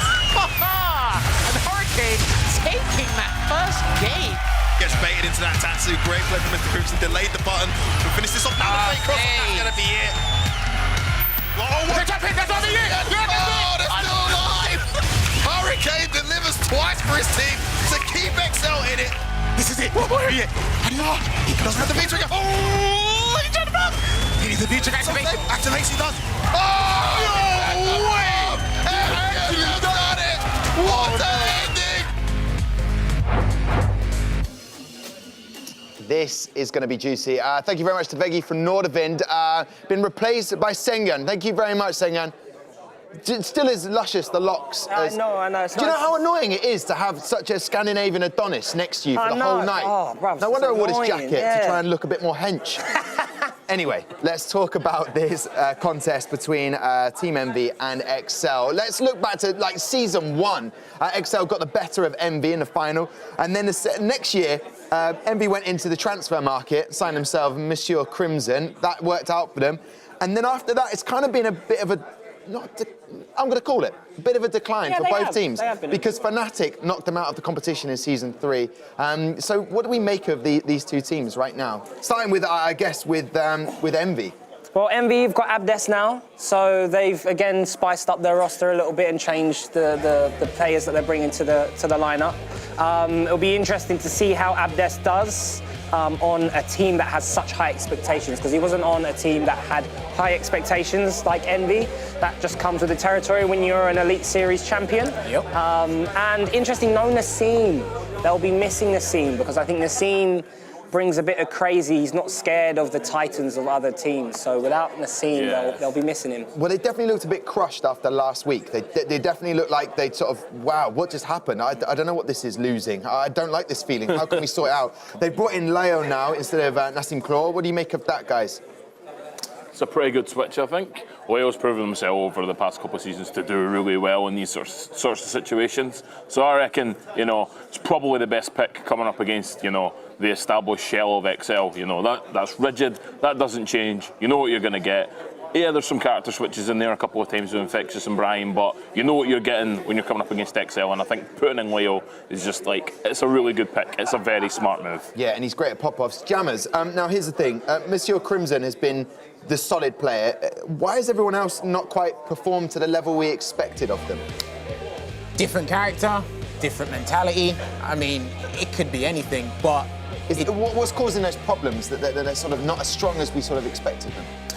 I think because after they won, there's always been that expectancy. No matter which player is playing, you see the envious logo, and it's like, well, they're champions. You've done it once, I'm sure you can do it again.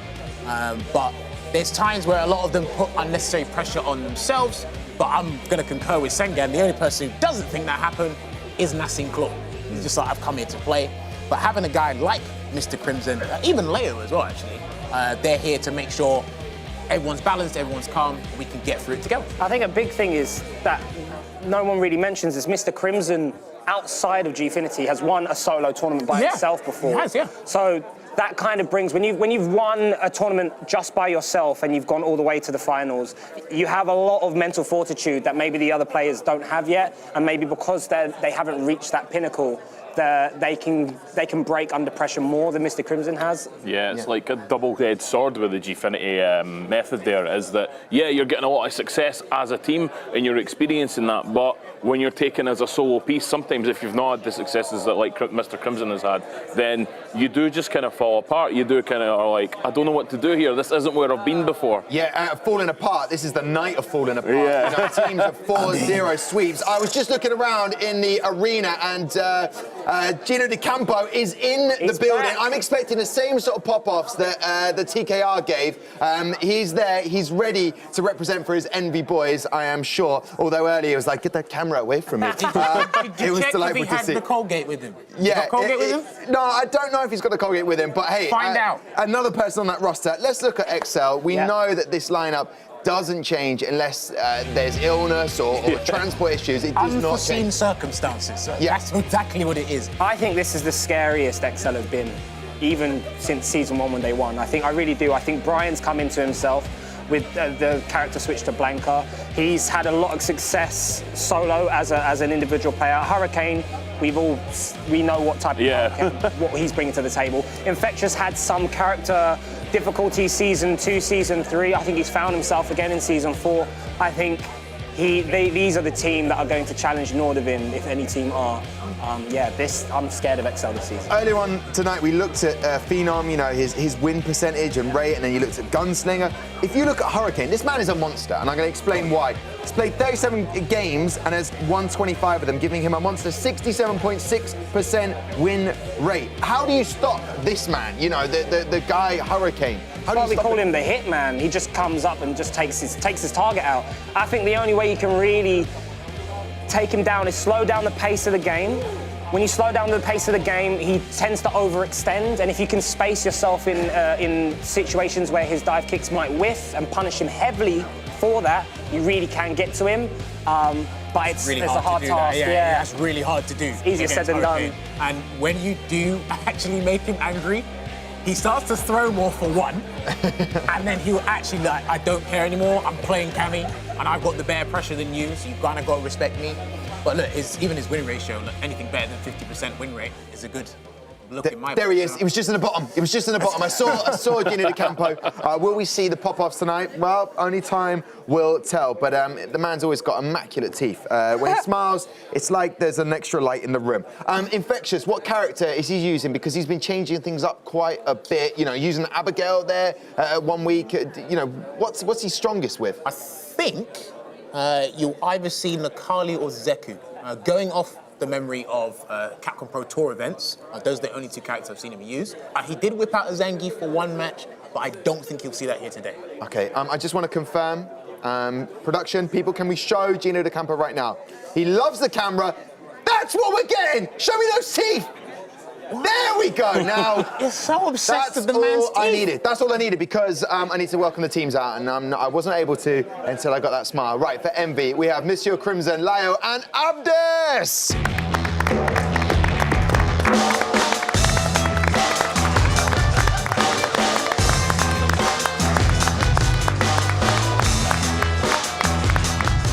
For a second there, I thought it was just going to be Monsieur Crimson and Abdus, but Lyo, out of nowhere, he was given the twirl like the cricket player that was recently done for the 360 turn. Anyway, for Excel, the opponents of Envy today, we have, of course, that familiar lineup, Hurricane, Infectious, and Brian!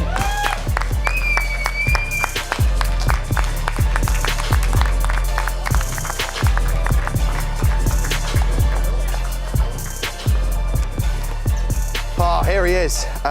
Hurricane, I've described you, sir, as a monster. 37 games you've played, 25 wins. I can't remember the actual percentage, but about 67.8%. I'm just saying, why and how are you such a monster at the moment? I don't know. Looks like I'm just good at the format. Okay. All right, I'll take that. Okay, now best of luck to you on the XL side of things. Lyo, back in the Envy lineup. Are you feeling confident? Are you feeling like this lineup is going to get that valuable 3 points? I think right now we are confident, and we will do our best to get through this one more time, you know. One more time, what a song that is. Yeah. Listen, let's look at the 7 games and how they match up tonight. This is the all-important from Season 1, Season 2. We excite ourselves when we see this matchup. Lyo will be kickstarting against Brian, then Monsieur Crimson will be taking on Hurricane, then Abdus against Infectious, then what? Wait, what a minute? Abdus versus Infectious again. Then Monsieur Crimson will be taking on Hurricane, then Abdus versus Infectious again. What? 3 for 3 versus those boys. Then, if it goes that far, Monsieur Crimson versus Hurricane, will it be all over? Will it be another 4-0 clean sweep? I'm going to come over here to Infectious. And what do you make of that matchup against your main man, Abdus, tonight? Yeah, it should be good. It's Akuma and Zeku. So it'll be an interesting match, a lot of fun, and we'll see how it goes. Do you prepare yourself psychologically knowing that you're staying on to play the same opponent again? Can you sort of like slow down the pace, or is it just about the Elite Series, get it done? It depends on how the matches go. If you get to play another time or straight away, you've got time to quickly adjust, but it can also be a bad thing because you don't have time to sit down and think about the match. So it depends on the type of player that you are. Okay, well listen, best of luck to Excel over there. One more question over this side to Monsieur Crimson. You've been very solid this season. What do you put that down to? I mean, I don't know. I just practice a lot. Tonight, I'm aware it's a really important fight. I play against a player I respect a lot, but it's not an excuse to not do my best and try to win. Yeah, you can respect him, but you can still beat him. Exact. Okay, listen, bon chance to you boys. Head off for me, Envy and Excel that way. So there you go. You've got those 7 games if it goes that far. Based on tonight's form, it could be another clean sweep, but I doubt that very much. You wouldn't look at this matchup and say this is going to be a clean sweep unless there's a freak occurrence. I don't know. If you look at that lineup, man, it looks like Excel have won the coin toss there. Brian versus Leo, Blanca versus Laura. I like that for Blanca. Hurricane versus Crimson. I like Cammy versus Dalsim. And Zeku versus Akuma. If you come in with any standard character like Akuma or a Ryu, like a Shoto character, Infectious knows how to fight those type of characters. So Zeku over. But it can't be. What I'm saying is, and I'm not questioning you, sir, yeah. Your question, it can't be surely. I'm doing it in a passive aggressive way. Yeah. Mate, come on, mate. Let's have one more look at that. You got Abdus against Infectious twice. Surely Infectious, the man who sees 0s and 1s, he's a computer. He will have worked out Abdus. All right, maybe you got me on that one, but I'll have the next one. Surely. It might happen.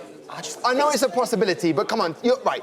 Which way is it going to go? Talk to these guys. What you're saying is a 4-0 to who? If it was to be, who would it be? Oh, then I'd say Excel.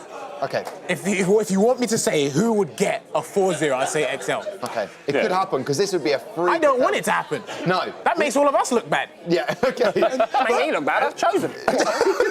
So, all right, so what are you saying, Janitor, then? I don't think we're going to see a 4-0. I think we're going to see 4-3. I still think it's going to be XL. I do think that XL are going to be able to just pull out there and make it happen. But Envy are still such a solid team that you can't really count them out, despite obviously the curse of the evening where everyone's getting 4-0'd and it's absolutely nuts. Yeah. Well, because Envy won the toss and they elected to go away, so that's interesting. That changes everything. Wow. Why though? This is what I love about the picks in season 4. We've changed the picks again, and how that has a massive hold on what's I've about got that look inside my head. So what? Explain this. Explain this face. Character matchup-wise, they've chose like I don't know why. I can't fathom it either. It's just the odds are stacked against them. I don't actually, unless there's something that they know that we don't know. I can't see why they would have liked this outcome to happen. That's really strange. But in terms of Leo coming back in, does he have a favourable matchup today in terms of character? No. Okay, he's taking on Brian. Yeah. Laura, I think Brian will pick Blanca. I think Blanca beats Laura. Yeah. Okay, all right. Well, and Leo will only play once, and that's important. Yeah. Hopefully, he could help his team get it done. All right. Well, there you go. Predictions are in. Could it be a 4-0, a clean sweep? We will find out. In the meantime, though, over this way. Oh, look at those! Whoa! What's happening? Whoa! It was fine to have him on the desk, and now he's casting. Commentator, what is this? The Veggie show? Who knows? He might be. I'd love to see it. How do you see this one going, gentlemen? Darren? Well, it's hard to say, really. XL were just so strong. Both of these guys are Elite Series champions, so it's going to be very, very difficult to call this. But, man, I don't know, man. I feel like Envy are missing. They don't have Nassim Claw this week. That's true. Nassim Claw is so good in the first one format, but Abdes no slouch either. It's a really difficult one, but I'm going to have to go with XL due to a couple of the matchups. Yeah, I think character-wise and player-wise, XL is stronger right now. And I also miss kind of Nassim because he's very good in this format, as you say. So I think that I won't judge their decisions. But I think that based on what I see is an XL winning. But I don't want to have anything to do with the score anymore. Yeah. Because that can be anything. Yeah, it could be anything. We've had 3 4-0s tonight already, which is just crazy. And we've been predicting 4-2, 4-3s, and it's been only 4-0. So one-sided. But, okay, let's get into it. Yes, it is Blanca versus Laura. This matchup is like... I'd assume Blanca would do well against Laura with the Blanca balls. We'll get into it now. Yeah, Brian has said to me that he feels like this character is the solution actually for a lot of these grapplers, you know, like Mika, Laura. But let's get into it. Yeah, and he was already ready stopping 2 of the command dashes. Yep. Oh, there we go. You saw that? Really Laura, aware. yeah, she cannot charge the fireball. You know, it's the same as Vega with the sweep. Yeah, exactly. Because Blanca can take the legs. He will look for it, be ready for it, and then it will slide. And then probably the Leo will need to find something else that he might not be ready for. Exactly. To get in. So without that fireball, without walking in behind that fireball, Laura's neutral is questionable. That was a good decision for the fireball, getting it out there. The quick one, yeah. Oh, wow. Brian interrupting again. It almost feels like he wants to have it out. This looks like this is the way that he wants to start his pressure. That's right. Is he afraid? Okay. Approaching a neutral. Minus there on the shoulder. Brian pressing buttons, takes his turn. Oh, Lio whiffs him. That was a great tech bait. Absolutely. Fireball activation station right now. Reset time. What's it going to be? Behind. Waits. Tried to bait the Blanca ball. Brian not biting. But does get a knockdown. What's it going to be here? It's a good wake-up jab check. Knowing that he was afraid of that wake-up DP. Just checking it, saying, I know what you want. Yep, okay, in front. Keeps it plus. All right, just trying to stay tricky here. Blanca in this game, so... Oh, that's going to be good conversion for Brian. Oh, not enough though? Oh, okay. and he lands his meaty. He had a problem with that earlier this year. Was missing meaties against Laura players. I don't remember which one. So that's great to see that this is back at least. Yeah, he got it. Closes out the round. Lio there. I feel like when Lio is put in like a difficult spot, he often wakes up with buttons. So that was really good of Brian to use that light kick to close it out. And he tries to go for the shimmy again after seeing that it was so effective against the player last time. We'll see how he changes that. Okay. But right now, it looks like Leo is feeling very uncomfortable while Brian is just doing his thing. Absolutely. Blanca is a character that is going to be really hard to be ready for in general. Exactly. Okay. He's good at changing it up. Okay, nice back throw to the corner there for Brian. Keeps it plus with the electricity. Goes for another shimmy. Isn't really believing that he'll stop teching. So now he has a more dino, so we'll see how he uses that. Yeah, let's see it. Okay, another shimmy attempt there for Brian. A bit too far away, Lio not really falling for that one. Back throw though. Okay, wake up, rainbow ball. That was a great uppercut, the first one in the set. Yeah. After waiting and waiting and wake up jabbing, he knew that now he was going to take it. He needed that. Crush counter, and that's going to be for the finish. Wow. That was beautiful.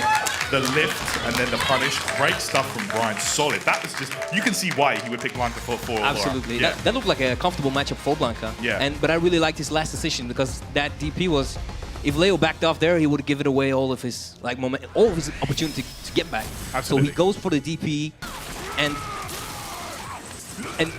Leo just, he feels like he has to go in because he's at such a life deficit. Exactly. The DP comes and then it's even worse, and he's almost killed himself. Right here, counter hit. He definitely did wake up jab. Absolutely. Absolutely. It was probably jab beast or something. But there we go. There we see the uppercuts. So much life on Brian's side right now. Leo, you can see it was just. And Leo feeling very uncomfortable moving. You can see he's afraid to commit to buttons, afraid to be stopped or be caught off guard. So very true. It was a very controlled match for Brian. Team Envy only choosing to put Leo up once this week. Maybe feeling like Laura doesn't do very well against those characters. Yeah, you can see that. And you can see he's handing over now the reins to his teammates who will take over from here. Now we'll have the next match. Do you remember which one that was? I believe. Okay, so we're going to get Mr. Crimson. Mr. Crimson against who? We are found out. It's against Hurricane. It is Hurricane indeed. So Hurricane beat Brian. Was it both games or one of the games last time? I'm not when he played against each other. Yeah, at least he had one successful. Yeah, so he absolutely. knows what to do. All right, so it will be Cammy versus Dalsim. Dalsim does I think this matchup is very fair. Yeah, I think it's pretty even to be fair. It's not in anyone's favor. Like you'd expect it to be. Like if we consider all Street Fighter, we'd expect Cammy to just steamroller, but Dalsim can really control with that teleport in the air. No, I mean that V-skill in the air, just keeping him difficult to touch. Really annoying. Yeah, very difficult to touch. But once Hurricane gets in, he gets steamrolling on you. Yeah. If he gets the right reads and feels himself, it's gonna be over. Absolutely. Hurricane here has been so reliable on the Elite Series. Same as Crimson for his team. Crimson is moving forward, trying to get his buttons in range. All right, okay. Whoa! Wow, Hurricane challenging the drill. Not often you see people try that, to be honest. Nice whip wow, too far. I love the attempt, though. Might need meter, I'm not sure. I haven't seen it too much. Yeah, Hurricane's so good at knowing what you're going to do before you do it. Nice throw to the corner. All those experienced matches he has. Great. That was a great neutral jump. Yeah, it's so true. He predicted the slide, the neutral jump, the slide came, and even if he did the drill, both would have been punished by that neutral jump, so it was an excellent play. That's a case of getting too predictable once you want to activate. Yeah. Like he wanted to activate off that slide so bad, Hurricane just knew it, punished him for it. So yeah, so he more or less just gave away the chance of winning the round. Essentially, if he just stayed a bit more solid, maybe blocked a little, waited it out. All right. Hurricane's got him back in the corner. Oh, he has. It's looking real bad. Delays it. Oh, that was great shimmy. One more. Oh. That was just... He's dead, actually. Yeah. That's how we say earlier with the Hurricane. Once he gets the right reads in the field, it seems like he knows everything he's gonna do. Wow. Shimmy. I think he sat in that chair for a maximum of about 30 seconds. Yeah, that was very fast. It's so quick. This is just another ranked session for Hurricane, man. And we're up 2-0 now, so we're looking at potentially the... Another 4-0? 4-0. That would be... Listen, man, these are played in finals in Season 1. Yep. Season 2 was a semi-final. Yes, like it that, was. right? It was. I believe you're correct. It was always a lot closer than thus far. Oh, man, look at this. This is just when Cammy gets going, it's so horrible for Dalsim. There! That's beautiful, beautiful. That was really good play from Hurricane. Such an important part of the game, to be able to predict things that aren't really punishable and punish them. Yes. That's just... It just comes with awareness, from playing thousands upon thousands of games, which we know Hurricane does religiously. Yeah, he's the most active online, so... Yeah. That was great. I think he's like number 6 on the overall leaderboard or something in terms of ranked matches. That's just insane. So he's always snuffed out the teching, the scared teching from Mr. Crimson. Yeah, so even shimmy shimmy, both already took him down to. Wasn't that? Yeah, the stun life came from the stun kill come from the last. Yeah, he killed him with stun both times. So right now, Infectious going to be stepping up to the plate, going to take on Abdus. Who would think of as like the anchor in the team? Still, no? I think so. I feel like, yeah, I definitely feel like Infectious is the reliable guy. You can see him up there 3 times, same as Hurricane. And this could potentially be it. And you know what's even worse? If it's a one-sided match, yeah, 2 times. 2 times, yeah, exactly. But on the other side of the coin as well, though, he does have the chance to adapt. Yeah, you can see that. normally in the Elite Series here, it's first to one format. Here it's technically, well, you know, you get 2 games against the same person in a row. Do you think Infectious will run with all the young Seku? Because I've seen him run with all against Ryu, and it might be something about the fireballs. I'm not really sure. Yeah, the Gram can stop fireballs. But I think it's just how he's feeling at the time. Like, Infectious is a guy that will stick to his game plan and mix it up on the spot as well. If he sees that it doesn't work, he will definitely switch forms. It's a good thing for Seku too, to be able to switch forms on the fly. Yeah, exactly. Switching forms on the fly, same as Infectious. He will just adapt to the situation accordingly and stick to that. And a big thing will be to not be hit by the activation of Akuma and to manage to survive at least one of the mix-ups and only be, preferably not be hit by them, but at least manage to like get out of some of that gauge. No doubt. You want to make him waste that V gauge at all costs. So here we go. Going straight back in now. Old Seku so far, but we'll see here. He does switch to the young Seku. Straight to young Seku. Yeah, Infectious just so effective with this character. He's looking to land that buffer to get it. Constantly going to be throwing out crouching medium punches. Like you see there, that was a whiff punish probably, but also as a buffer just to get in and start his mix-up. And Akuma dies fast, so it's a very smart way to play it. No doubt that back throw is going to be massive in this matchup. Akuma, of course, like you say, low life, but that back throw from Seku, 160 damage. Yes, the throw game from Seku is really scary because of the high damage and stun that he gets compared to other characters. Combined with that walk speed. And this is here where he might need to survive. He's hit by the first. Yep. Okay, chooses the Tatsu there. Doesn't want to waste the trigger on the DP. Gets a throw. Infectious jumps off the wall, gonna dash under. What's it gonna be? Good defense there. He's going to be looking to activate eventually. No, he's running V-Trigger too. That's the anti-air one. So that, he is, so you're he's right. not going to be looking to activate, but he might be ready to use it as an anti-air. We'll see. Yeah, I mean, he's one hit away. Oh, that was a counter hit as well. I'm pretty sure he could have comboed from that. He's gonna be able to chip now if he wants to. Oh, he doesn't want to. He just uses that medium punch. He might have been afraid of the teleport. That's true. Yeah, that's a good point. -2, but not that minus that he couldn't have. So the teleport would probably have saved him. But that was a good round. Yeah, that's a good point actually. Full gauge. Great whiff punish. That was a reactional whiff punish. Really great play. He's been using that pretty effectively so far. Nice medium kick fireball. So he seems to be both trying to stop Abdes from approaching and trying to react just with the same button. So it's all focused down to that one button. Yeah, Zeku's whiff punish game with those mediums is really effective, man. You can see it right here. There we go. Nice crush counter. Probably didn't believe. Wow, he actually did the palm over the top. Just one hit away. No, look at this and the meaty counter hit as well. He tried something. Yeah, he tried it. Was he waiting for a walk-up throw again?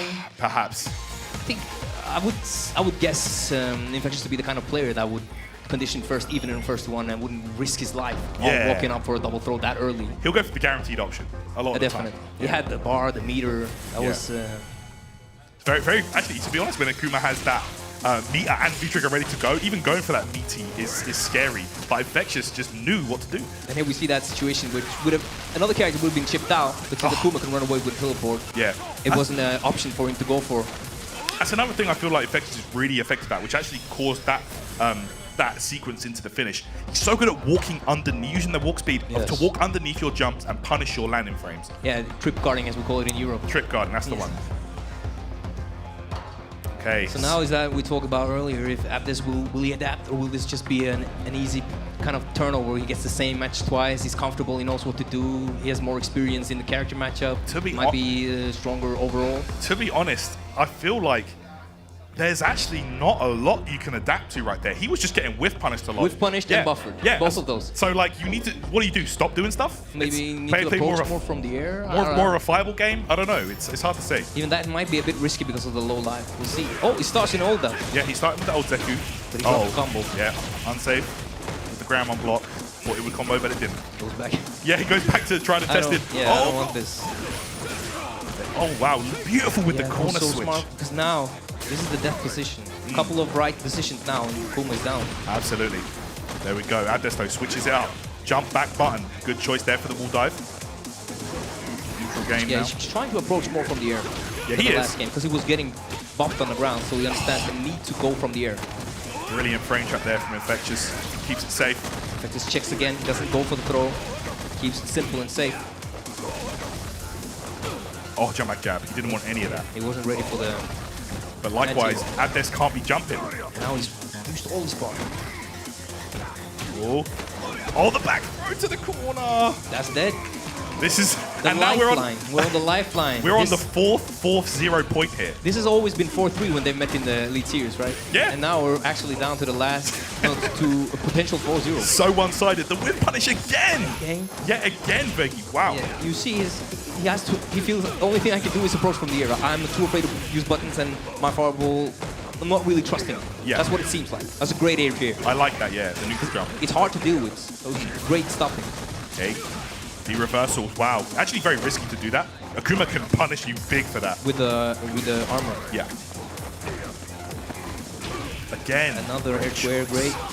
And then he surprised him. He caught him. He noticed he's too focused on my air game. I'm gonna go in with that. Infectious smells blood. He's going in. What's it gonna be? The fireball on block, jumps back. Fireball again. Infectious needs a hit. Yeah. Oh, dashes up, bro. He's gonna be on close to get chip. That would have been dead anyway. That would have been dead. Wow.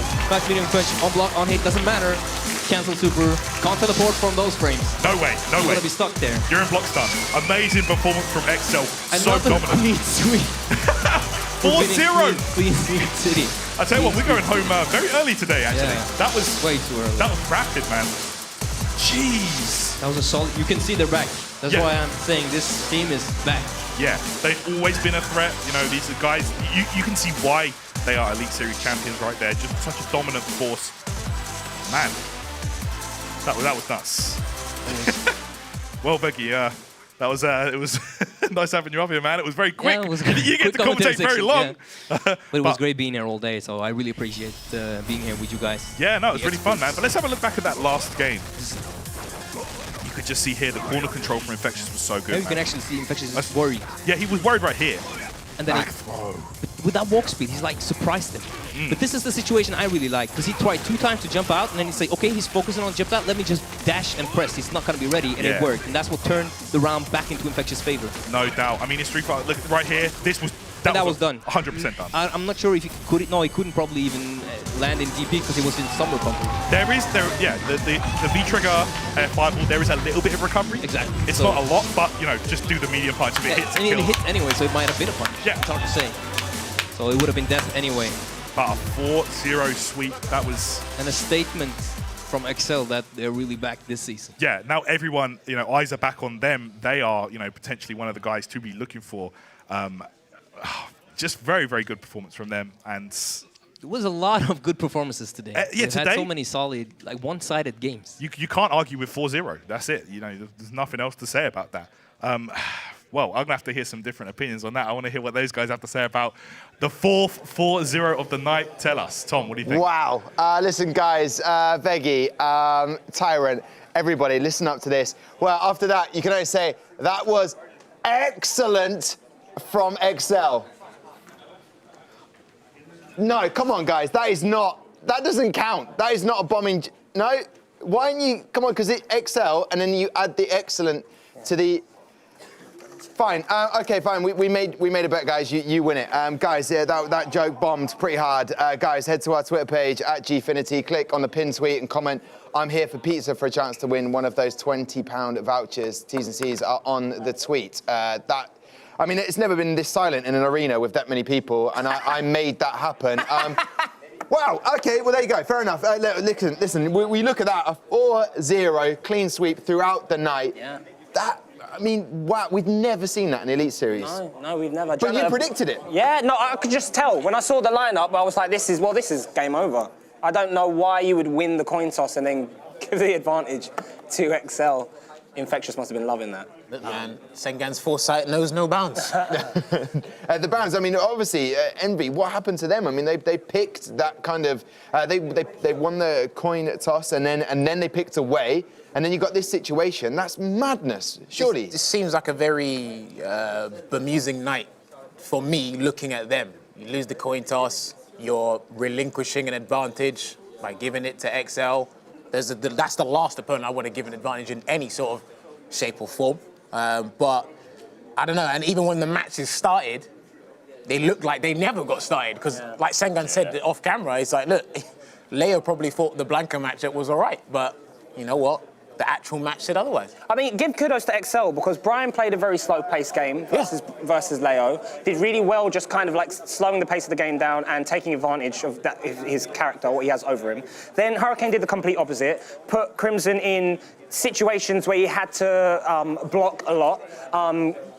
Knew from the second round, I think Mr. Crimson started then jabbing, trying to jab, press buttons on Hurricane's pressure. From that, Hurricane was like, he's probably itching to try and delay tech here, baited that out with the shimmies.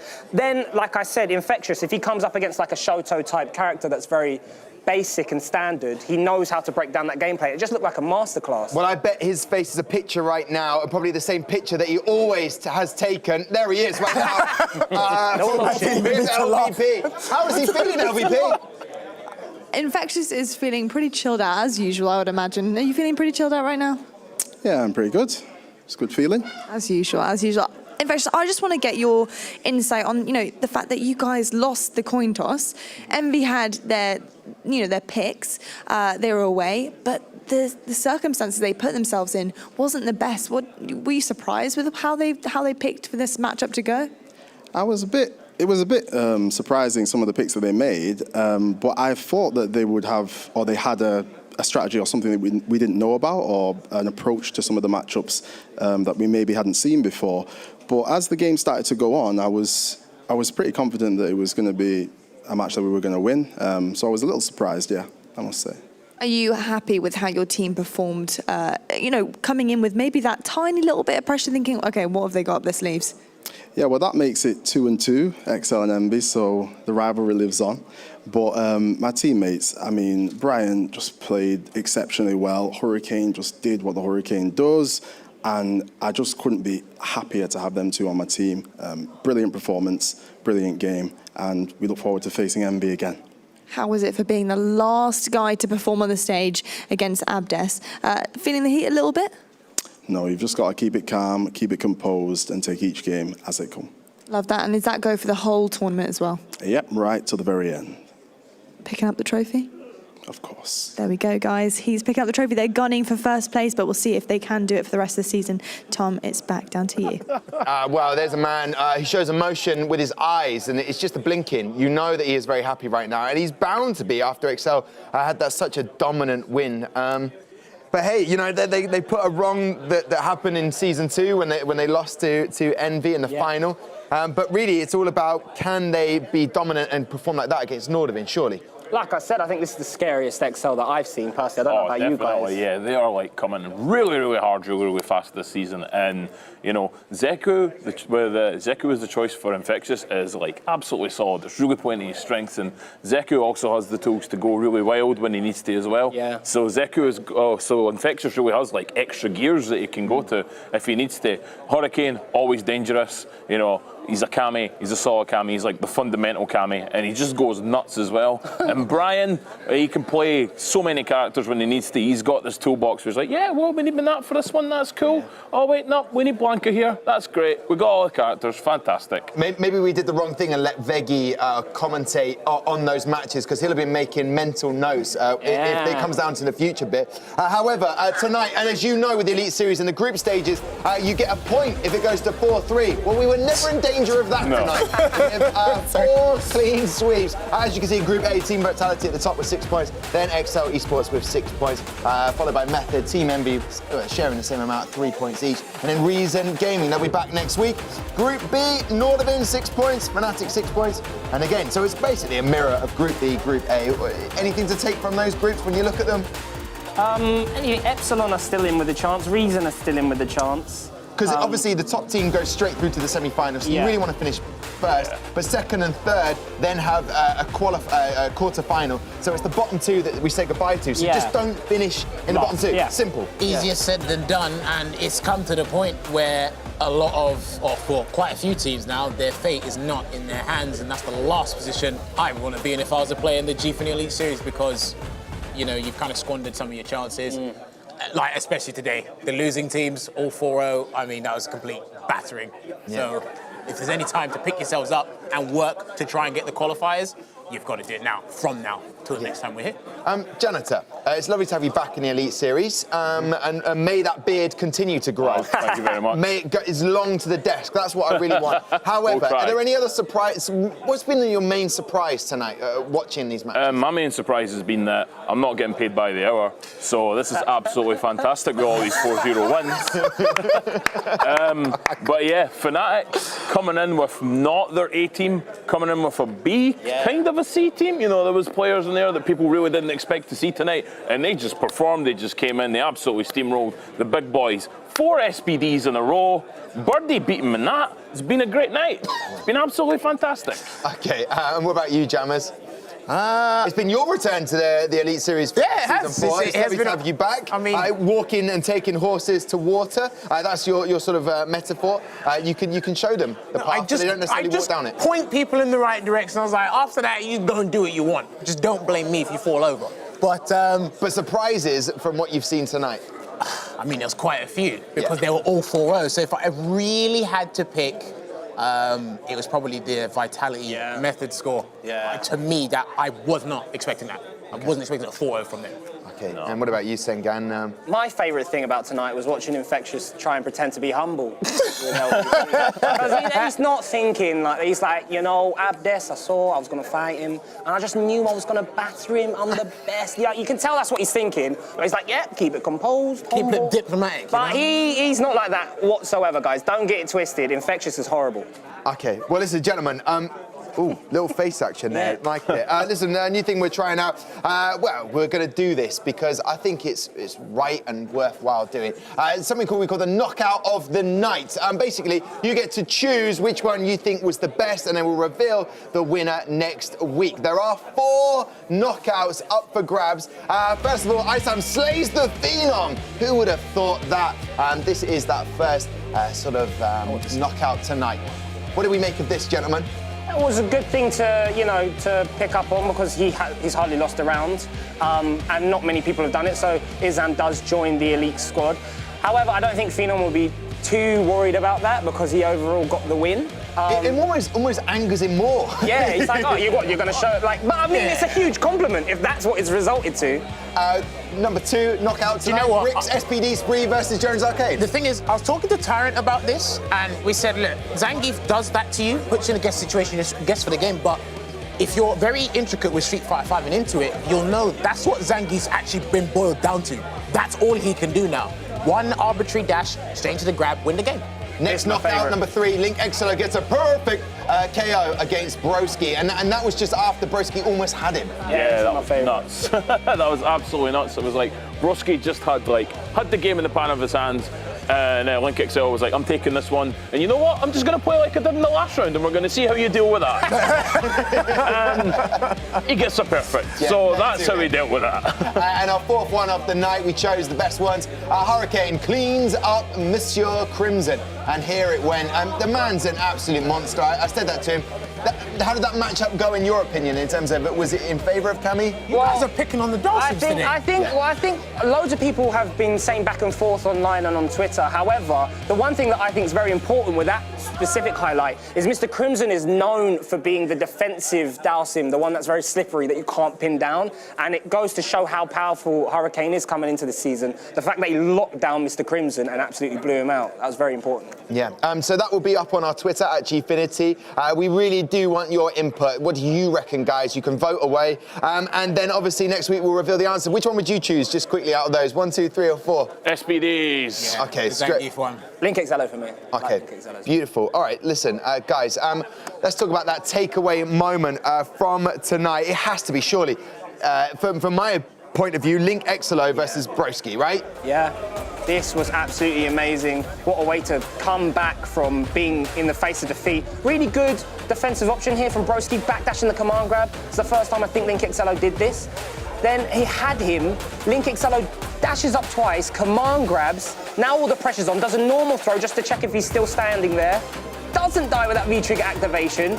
gets that combo into the corner, gets the game, knew he wanted to escape because he had with the command grab already, got the meaty, took him out. It was a brilliant comeback from Link Excello, and really good to put his foot down on Broski's neck. He could see that Broski was shaking, and he just took full advantage of it. There you go. That was our takeaway moment of week 3. Link Excello against Broski. Vitality taking on Method. Listen, guys, I'm going to say thank you very much. Sengan, to Jammers, to your main man Janitor, to everyone who's been watching, to LVP, to Veggie for pretty much having a star role tonight, which I actually, I love him. He's to bits. And also your main man Tyrant. Listen, we're heading into a mid-season break next week as our teams take a breather before the business end of the season. Don't worry though, I've got a plan in store and we'll definitely be back for a one-off special, at 6 p.m. next Saturday that you will not want to miss. As you can see, FIFA special from Friday, 6 p.m, a Rocket League special at 11 a.m. on Saturday, and then Saturday, just if it couldn't get any better, 6 p.m. Street Fighter special. I'm looking forward to that.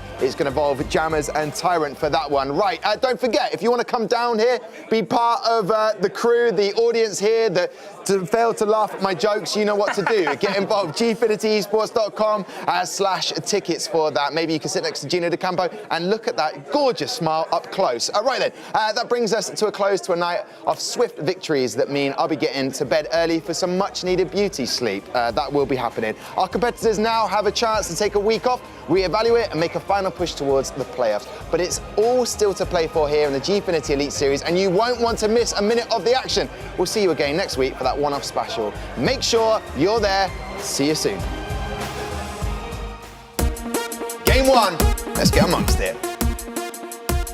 Mr. Undefeated. Bang, bang, bang. Oh my goodness, Salty Kid, optimal stuff. Oh my God, he's done it 4 times on the drop. Solid play, man. No! TKR is rushing the stage. Throw in the towel. What's going on? Dash up, bro. He's going to be on close kitchen.